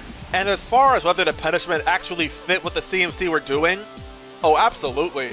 Everyone else is entirely within their right to not put up with you anymore if they cannot feel within themselves that they can trust you. And no one can change their mind on that but themselves. There's a reason I was entirely on Team Twilight for No Second Prances, because I think you'd have to be freaking mental to try and dictate how others see people you think deserve better. Sometimes sorry is just not going to cut it. Look no further than Sisterhooves Social for an example on that. And for that matter, they don't deserve a free pass just because they're kids. See, the reason we may be more willing to forgive kids for their wrongdoings is because they're innocent and naive. They don't know any better. This is why discipline is important, to make sure that they actually learn their lesson and they don't repeat it. But if someone does know better and they still choose to do the bad thing anyway, it doesn't make sense to give them a free pass then. At that point, more severe consequences are going to be required to make sure that they don't repeat it in the future, or at least to discourage them from ever doing it again. In short, you made your own bed, you sleep in it. You have to demonstrate through your actions that you are going to be better from there on out, because actions are more meaningful than words ever will hope to be. And this is what makes the CMC's apology so good. They acknowledged the bad that they committed, came clean about their identities, and they promised to never do it again. And keep in mind, after their apology, there was no longer a problem with them. They were forgiven, and the problem they had with Diamond Tiara effectively solved itself. Obviously, they'll still have to work to regain their trust, but all the same, they're no longer going to be treated as pariahs. So all in all, yeah, I'm passing this episode. I think it's good. Not a great episode, but it's not one that I regret watching at all. It's an all-around solid story that does a good job at teaching accountability to children. And let's also remember, it's a freaking cartoon. You can be a little more hyperbolic here in portraying punishment than you can in real life. And the sooner the people realize that, the better. Episode 50. Mystery on the Friendship Express. Pinkie Pie seeks out who sabotaged desserts in a train whodunit. I find the focus of this episode seems to be much more on the comedy than anything of the story, which is fine if the episode itself is funny. And being a Pinkie Pie episode, I think it's fair to expect that would be the aim. But throughout the time I was watching this episode, I didn't feel so much amused as I felt just really confused. There are smaller problems I have, like the fact that for some reason they're using Big Macintosh to take the cake inside the train, even though it's a really tall cake and as a result he has difficulty balancing it because it's also fairly heavy. And not only that, Hearth and Hooves they existed, and Big Mac has been shown to be a lot stronger in that episode. Though inversely, this can also act as evidence to show that the love poison really was giving Big Mac and Shirley power, so to that end, I'll be charitable. But at the same time, because Big Mac was having trouble carrying the cake, you had Twilight help you. And already this creates a bit of a problem for the story, at least because of this setup. Why is Twilight only helping with balancing the cake when she's lifted so much heavier before in episodes like Ghostbusters, where her magic was shown to be so potent she can lift an entire Ursa Minor all by herself? Not only that, but you would not need to pry the door off of the train and then put it right back on. I get the intent was to be comedic, but for this show it doesn't really make any sense at all. And considering what the rest of the episode actually does with its runtime, this really should have been sanded down to be a lot shorter, because the main story itself is exceptionally weak. Essentially, you have a lot of ponies and other creatures on the train that are all tempted by desserts, and the paranoid Pinkie Pie wants to make sure that nothing happens to the cake's creation. And so, she spends the entire night watching over the cake, making sure that nothing actually happens to it, all the while fending maldoers off. Now, a criticism of this episode I remember hearing back in the day was how the main six beyond Pinkie Pie did not want to help her with actually watching over the cake, claiming that in effect, they forgot the moral of Lesson 0. But I don't actually agree with that, at least not anymore. I won't deny that Pinkie Pie has decent logic, but they're not obligated to stay up the whole trip with her. It would have been nice for them to at least give Pinkie some added peace of mind. It isn't like Applejack has much of a role in this episode otherwise, but otherwise, it's not that big of a problem. But I could totally see a lot of potential for drama if Applejack also joined Pinkie Pie in watching over the cake. I can only imagine what kind of story you could get out of these two characters if you tried doing that. As for the period of time where Pinkie Pie is actually watching over the cake, this actually leads to a pretty big plot hole later on in the episode. Pinkie Pie is a pony that is not known for self-control at all. There are various episodes in Season 1 that shows just how much of a glutton she really is. The fact that she was all alone with the cake overnight just really makes me wonder why no one ever thinks to indict her of actually being the culprit. Especially if the answer in this episode is that Fluttershy, Rarity, and Rainbow Dash are all equally guilty of eating the cake ahead of time. And that's not even going into just how quick Pinkie Pie is to accuse others that are innocent. Have you ever heard the old saying, if you point one finger at someone else, 3 fingers will be pointed back at you? It's really a wonder how none of the competitor bakers actually thought that Pinkie Pie could have been guilty. It just feels like a missed logical step forward. And for the moral that this episode's trying to teach and how you should not jump to conclusions so quickly, I have to imagine that going down this road could have made the moral a lot stronger too. I don't want to be too negative though. At the very least, I can say I didn't really ever feel bored when watching this episode. Even on her own, Pinkie Pie does end up being fairly entertaining in her own right. And I did at least enjoy seeing Pinkie Pie chase at the Rainbow Dash when she was trying to get the cake. However, she was the only one of 3 culprits that I actually enjoyed seeing how she was able to operate. With Fluttershy, I was actually dumbfounded at how stupid Pinkie Pie was portrayed to be in this episode. She was chased into the engine room, and yet Pinkie Pie never thinks to interrogate the engineer who's shoveling coal into the fire. Just why? That's like Security 101, and the fact that she doesn't even think to try doing that just really cheapens the mystery aspect of this episode. I don't even know why Fluttershy would have to try hiding in plain sight. She can fly! And obviously this episode knows that, because Rainbow Dash was doing the exact same thing that I'm suggesting. Regarding Rarity, I'll admit that the way that she avoided getting seen was pretty clever, but I don't like the fact that this episode felt the need to try and obscure her magic by not showing the aura that it makes when she's lowering the curtains. It could have served as a neat clue for viewers to catch on to what's actually going on. And don't get me wrong, I do know that there are clues in this episode ahead of time and you could figure out who actually did eat the cake if you were paying attention. But the clues themselves are not very good. For Fluttershy and Rainbow Dash, all you really have are silhouettes to go off of. And for Rarity, it makes sense how she was able to carry out her plot, but you could have just as easily assumed that it was Twilight, at least until the morning after. So as an audience member, the mystery aspect just feels really cheap. The resolution is also just extremely stupid in my opinion. The entire motive behind why Fluttershy, Rainbow Dash, and Rarity did what they did was just that Pinkie Pie made the cake sound so good that they could not help themselves. As if any apology they could possibly come up with would ever make up for the fact that the isn't even Pinkie Pie's cake, it's the cake's couple's cake. So Pinkie Pie saying it's okay and forgiving her friends doesn't really mean anything. And the ending where a part of the cake's creation still gets the blue ribbon doesn't really change the fact that we don't actually know who's taking the ribbon home with them. Gustave Legrand, Donut Joe, and Mulia all have claims to that ribbon, so how are they going to decide who takes it home with them? Y'all have to remember that this was for a competition. So an ending like this where everybody wins and everyone has to share the first place prize doesn't actually make any sense. Yeah, I have a lot of complaints with this episode, you can already imagine. Even as far as the comedy, the only part that really made me laugh out loud was the silent film parody featuring Gustave Legrand. That was absolutely hilarious. And that's not to say the other 2 parodies were bad, they are good, and if you're a fan of vintage film, you'll likely get a real kick out of all 3 of these scenes. But that's the only scene that really got a good laugh out of me at all. And beyond that, there's nothing keeping me from wanting to call this episode a Nightmare episode. I remember the Season 5 review, I gave Rarity Investigates a lot of flack for being more style over substance, but I can imagine being too hard on that episode because of the detail that really failed it for me. This episode though is like, no. There are a lot of issues that go beyond visual errors. The story as is genuinely does not work at all for what it's trying to do. And the humor, while good in some areas, is otherwise just very much lacking for me. And in case you're wondering, no, this episode's not even close to being a guilty pleasure for me. It's just bad. Shockingly bad. Episodes 51 and 52. A Canterlot Wedding. Twilight's brother is getting married, and she's suspicious of his bride.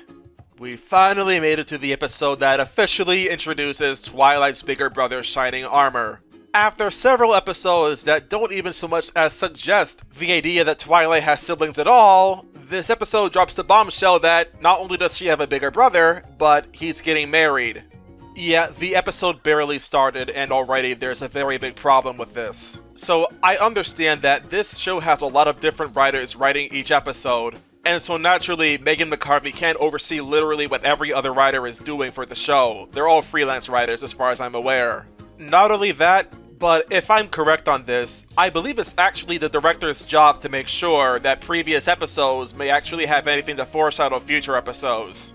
For the first 50 episodes, that was Lauren Faust. But starting from a Canterlot Wedding, it would be Megan McCarthy. So even if she wanted to, she wouldn't be able to foreshadow these characters being Shining Armor and Princess Cadance in previous episodes, because she didn't have the authority to do as much. Which is a pretty big shame. There's at least 4 episodes in Season 2 alone, where there was at least some focus in Canterlot, and Shining Armor was not alluded to at all.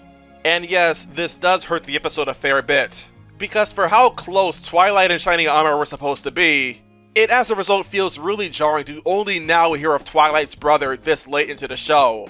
I'm tempted therefore to call this a classic example of corporate meddling, where it was mandated that these characters would be added into the episode because of toys. And that would be one excuse, but there's also the matter of Twilight just being extremely vindictive over hearing that there's a wedding between her and her full sitter, and she gets really huffy about the fact that Shining Armor never once thought to share this news ahead of time with her, and this leads to its own slew of problems. Because if Twilight wants to make such a big deal about how both she and Shining Armor were so close before she left for Ponyville, you'd think given that she'd express some regret over the fact that she hasn't seen him as much as she'd like to. Throughout the initial song, she never really recounts any instances where maybe she was at fault, like leaving Shining Armor out for her birthday party. There are no signs of guilt, there is just betrayal, and as a result, it makes Twilight come off as self-righteous. I mean, of course, Twilight is not perfect, but her being perfect is exactly my point. She's not being very fair in the beginning of this episode at all. About the best thing I can really say for this introduction is that it actually gives her friends a pretty good case to not trust her later in the episode. And also to be generous with this scene, I do think it's at least in character for Twilight to be possessive over her bigger brother. Though it was in poor taste, Dragon Quest would serve as evidence for Twilight to learn to trust her own gut, even if in reality she knows hardly anything. These are also ponies that Twilight had previous history with, so bridal gossip really isn't applicable here. And that's good. It keeps both Twilight and her friends likable when they're disputing Cadance's behavior in the first half of the episode. Rarity in particular has a very good argument in fact in favor of Cadance, which Shining Armor later corroborates in that the reason that Cadance is acting the way she does is as a result of wedding nerves. I can't imagine people bringing up Lesson 0 again for this episode, but like with Mmmystery on the Friendship Express, I'd have to disagree with applying that episode here, because in Lesson 0, that only really involved Twilight, whereas a Canterlot Wedding involves Twilight's bigger brother and his bride on a day that largely only really focuses on those two. So while it's unfortunate that Twilight has no support on her stance, it's not really unreasonable as to how that's the case. In addition, Twilight's attitude is just shown to be really bad, which would naturally be a strong deterrent for anyone. It might sound like what I'm saying is just elementary and it's like a no-duh moment for everyone else, but there are actual people that would say that they'd expect the element of loyalty, Rainbow Dash, to stick by her friends no matter what, ignoring the fact that A, being loyal does not mean just blindly following someone else, and B, she's loyal to the princess, you know, Celestia, who was likewise not convinced by Twilight when she accused Cadance of being evil. Twilight simply did not have a leg to stand on. So yeah, for the most part, I'm actually pretty fond of the first half of this episode. That being said, I'm not all too crazy about it either. I can understand giving someone the benefit of the doubt, especially during a time as hectic as a wedding, but even given the circumstances, I can't help but feel like Applejack is just extremely naive. You really think that Cadance throwing away your food is in any way, shape, or form trying to spare your feelings? Even though she was immediately critical of both Rarity and Pinkie Pie? I'm sorry, I just find it to be extremely naive. It's a sad day when I can say Secret Senpai did something better than this episode did. Now overall, I'd call this episode maybe okay at best, because as is, there's nothing really all that good about it. The story itself is fine, but the scenes with Princess Cadance basically just being, well, not Princess Cadance, just makes me want to roll my eyes more than anything else. In fact, I dare say nothing really of importance happens until after Twilight gets sent to the cellar. But as of recording this commentary, I've only ever watched the first half of it actually. As for the second half, I would say it gets a lot better, but in other areas I think it also gets quite a bit worse. All the same, I enjoyed watching it quite a bit. This is where A Canterlot Wedding goes all in with its spectacle.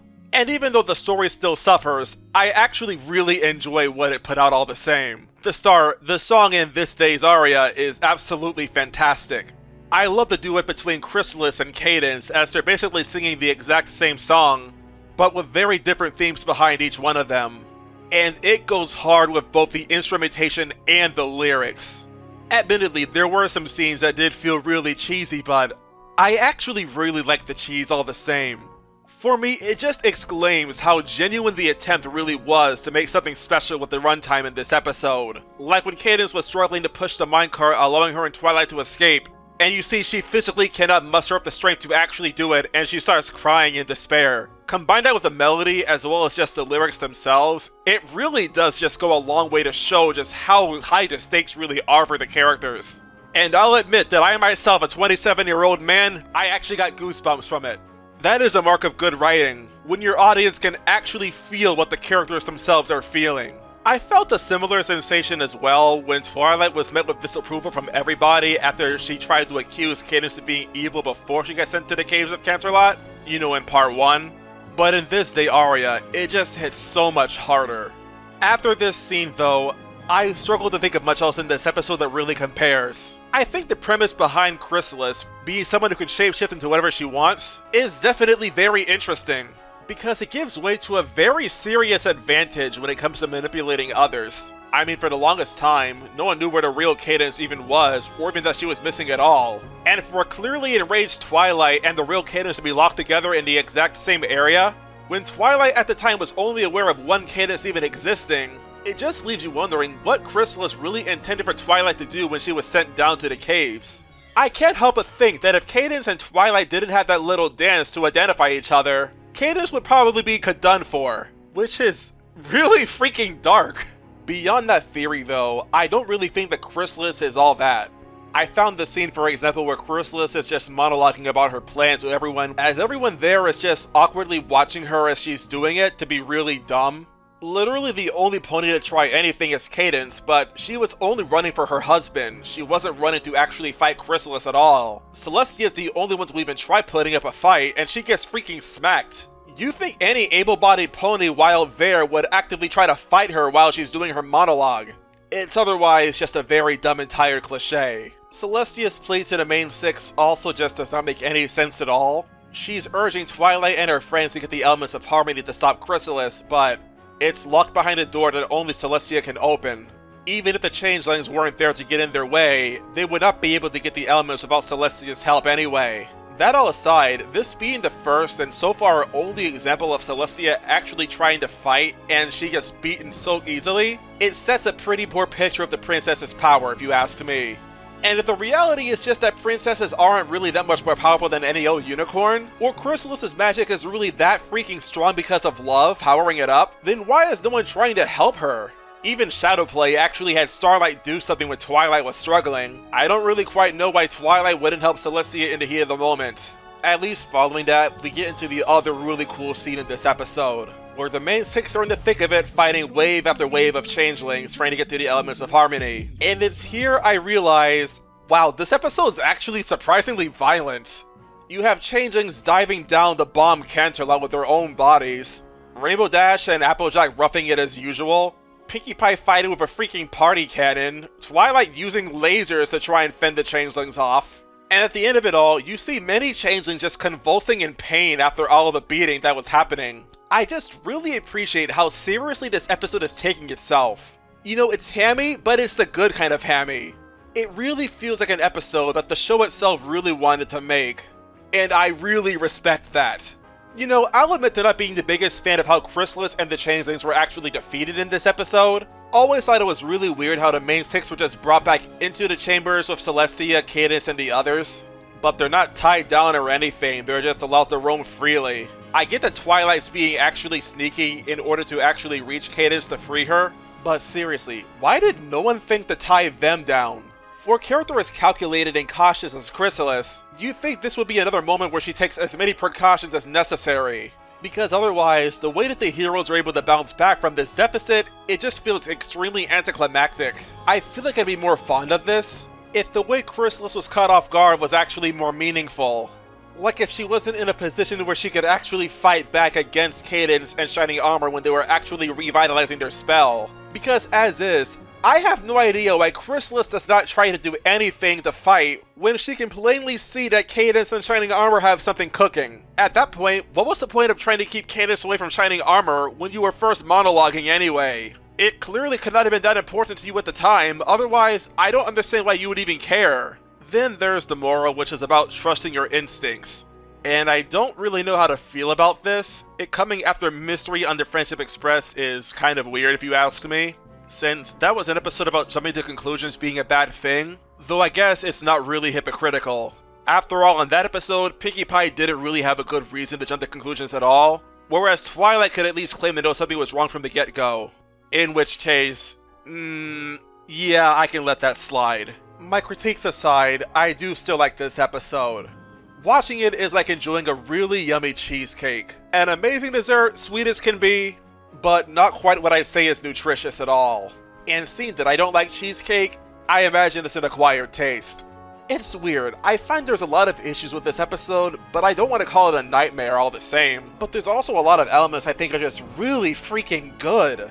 Yeah, the story's pretty weak. Twilight's characterization in the first half is also on the weaker side. The introduction of new characters is really poorly handled. And the villain, for all of her strengths, is almost laughable at just how she's defeated at the end. But the moral is decent, the music and animation is absolutely phenomenal, it's packed to the brim with heart, and it as a result manages to be exceptionally engaging. I kinda wanna call this a dream episode. You know, it's a very clearly earnest attempt at writing a good story. And even if the story itself didn't really suit your taste, the emotions are still very real. But the reality is, I truly don't know how to really feel about this episode. But whether or not I do know how I feel, I do know at least one thing. I do still like it. And while that can definitely warrant calling this episode a dream, I do think I can justify calling it a good episode. A very flawed product for sure, but where it got it good, it really did get it good. The heart may be treacherous, but dang it, my heart is singing. So how about we end Season 2 on a high note? Thanks for the memories. It's been real, it's been fun, and it's been real fun. And that was every episode of My Little Pony Friendship is Magic Season 2 Revisited. In total, in my own personal opinion, there were 12 good episodes, 4 okay episodes, and 8 nightmare episodes, which I'll have to admit is a fair bit worse than it was originally. When I last looked at Season 2, there were actually 14 good episodes, and only 6 nightmare episodes. At first glance, this does look like a less promising sign to the season's quality overall, but overall, I'd actually say Season 2 holds up fairly well, and a couple of episodes I think are actually better than I initially gave them credit for. But I also cannot help but feel like I was just way too nice to Season 2 when I first reviewed it. Which, it makes sense as to how I was too nice. I was so afraid of having my own opinion that I basically let my opinion be what Mr. Enter and John Scorcher would say. But having to analyze these episodes myself now, yeah, there are quite a few more stinkers than I remember there being. Some episodes definitely did benefit, like May the Best Pet Win and Hearth Storming Eve, which were originally guilty pleasures and just straight up bad episodes in my opinion. But other episodes were just not so fortunate. Both Secret of My Excess and Hearts and Hooves Day actually fell, which is especially shocking for Hearts and Hooves Day because originally that was in my top 3 favorites of the entire season. But the biggest losers are the new Nightmare episodes. It has become abundantly clear to me just how I was way too nice to some episodes like the Super Speedy Cider Squeezy 6000. And even though I know the circumstances behind putting your hoof down, yeah, I was way too nice to that episode too. But I think the biggest sign of just how lenient I was back in the day was how I reviewed the mysterious Mare duel. Still, amidst the very many bad episodes that there were throughout Season 2, it's also here where I started to really appreciate some of the other episodes that I remember being good, which is something I'll get into when we get to the best and worst episodes of Season 2 as a whole. As for the overall rating, how would I rate this season? Good, okay, or nightmare? In reality, it's very close as to what I actually think the rating of this season would be, because looking at my personal score sheet, this season is just very marginally worse than Season 5. But putting the analytics away for a little bit, I really do feel like Season 2 revitalized my love for this show. A lot of episodes were definitely severely flawed, but I could totally see the vision the writers had for the episodes they were writing. and the generally more grounded stories just make this a lot more charming to watch in general. It might be a stretch, it just might be, but I do think I can still justify calling Season 2 a good season. Beyond what I already said, Season 2 just makes me really happy to come back to. And in this day and age where everything is just so toxic and nihilistic, that's all I could really ask for. Now, to close out this video, let's get into my worst and best 5 episodes of Season 2. Starting with the worst because I want to end this on a high note. 5th worst, Baby Cakes. So much of this episode just feels devoid of any meaningful substance. More often than not, it was boring. But when it wasn't boring, it was bizarre in the worst way imaginable. Mainly because of how little this episode respects the rules of its own world. It stinks. 4th worst, Putting Your Hoof Down. The frankly confused and cluttered storytelling is really what drags this episode down for me. Most of what happens in this episode is just extremely unnatural for the characters and the show itself, and it renders the final product at best being unsatisfying and at worst just unpleasant. The only reason I'm not rating this episode any higher on the list is because at the absolute bare minimum, I do think the episode at least did a decent job communicating its main moral. Otherwise, I would be much more harsh on it. 3rd worst, the mysterious Mare duel. This episode is infamous, and for good reason. It suffers from a very real problem with communicating in general, both in regards to Rainbow Dash's friends to Rainbow Dash, and in how the moral itself is actually carried out. Couple that with a lot of unnecessary scenes that don't really add anything to the overall story, and you're given an episode that's at best boring and at worst just kinda depressing. I see the vision, but you may want to get some cataract surgery because it's really freaking blurry. 2nd worst, the super speedy Cider Squeezy 6000. Between the counterproductive moral, several severe gaps in logic that really hurt the story, and just downright pathetic characterization, especially of Granny Smith, I find that there's very little to really love about this episode that we're not supposed to actively dislike. Above all else, Rainbow Dash deserved better. And finally, 1st worst, you likely already know it, but Dragon Quest. As of right now, there are 2 episodes that leave me feeling nothing but genuine disgust after watching them. The 1st worst is No Second Prances, but this is second. The way Spike gets treated by literally everyone in this episode is nothing short of appalling. And with everyone being horrible, it makes me not like anyone in this episode. The ponies are racist against dragons, and the dragons are racist against ponies. And there's just no in-between. And this perverse, poisoned mindset taints the entire story and everything it tried to do. They say the road to hell is paved with good intentions. But intentions are one thing, works are another entirely. And we'll talk about those works in the best 5 episodes of Season 2. 5th best, It's About Time. Definitely a standout episode in Season 2 for just how funny it is overall. It has good messages as well, and I really love what it does for later in the show. Yeah, there's a pretty big plot hole, but given what the plot itself is actually about, there's only so much you can do with the territory. 4th best, Read It and Weep. This episode actually really surprised me how topical it really is. Not only is it enjoyable, but it also offers some decent social commentary, namely in how you shouldn't let your reputation shape your own interests. It also helps a lot that we get to see the appeal of Daring Do for ourselves. And yeah, she is awesome. 3rd best, Lesson 0. This is an excellent and very tightly written story. Spike is an absolutely fantastic character here. It has good humor, Twilight especially is just an absolute riot, and the moral really felt like it went the extra mile to give us something special. And though this isn't factoring into my ranking, I really appreciate how this episode set the precedent for Twilight not being forced in every episode from here on out. A clear as crystal mark as to how this is when the show started getting really good. 2nd best, Sisterhooves Social. Wow, this episode is beautiful. I love just about everything in this one. A good few episodes in Season 2 have a lot of heart, and Sisterhooves Social is just oozing in it.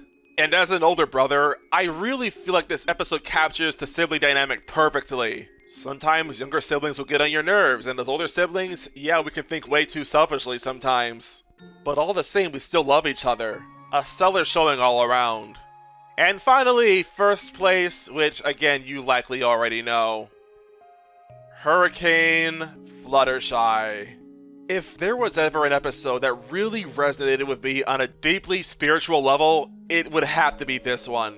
Everything about it is peak. From how Rainbow Dash and Fluttershy are portrayed, to how this episode visualizes anxiety from Fluttershy's perspective, to the fervent desire to improve yourself and prove that you really are good enough at what you can do. It just manages to hit so many bases in its runtime, and it truly exclaims what this show is capable of at its best. Godspeed, Hurricane Fluttershy. Godspeed. And with that, Season 2 is done. Thank you all for joining me in this journey, and I truly hope to see you when we revisit Season 3.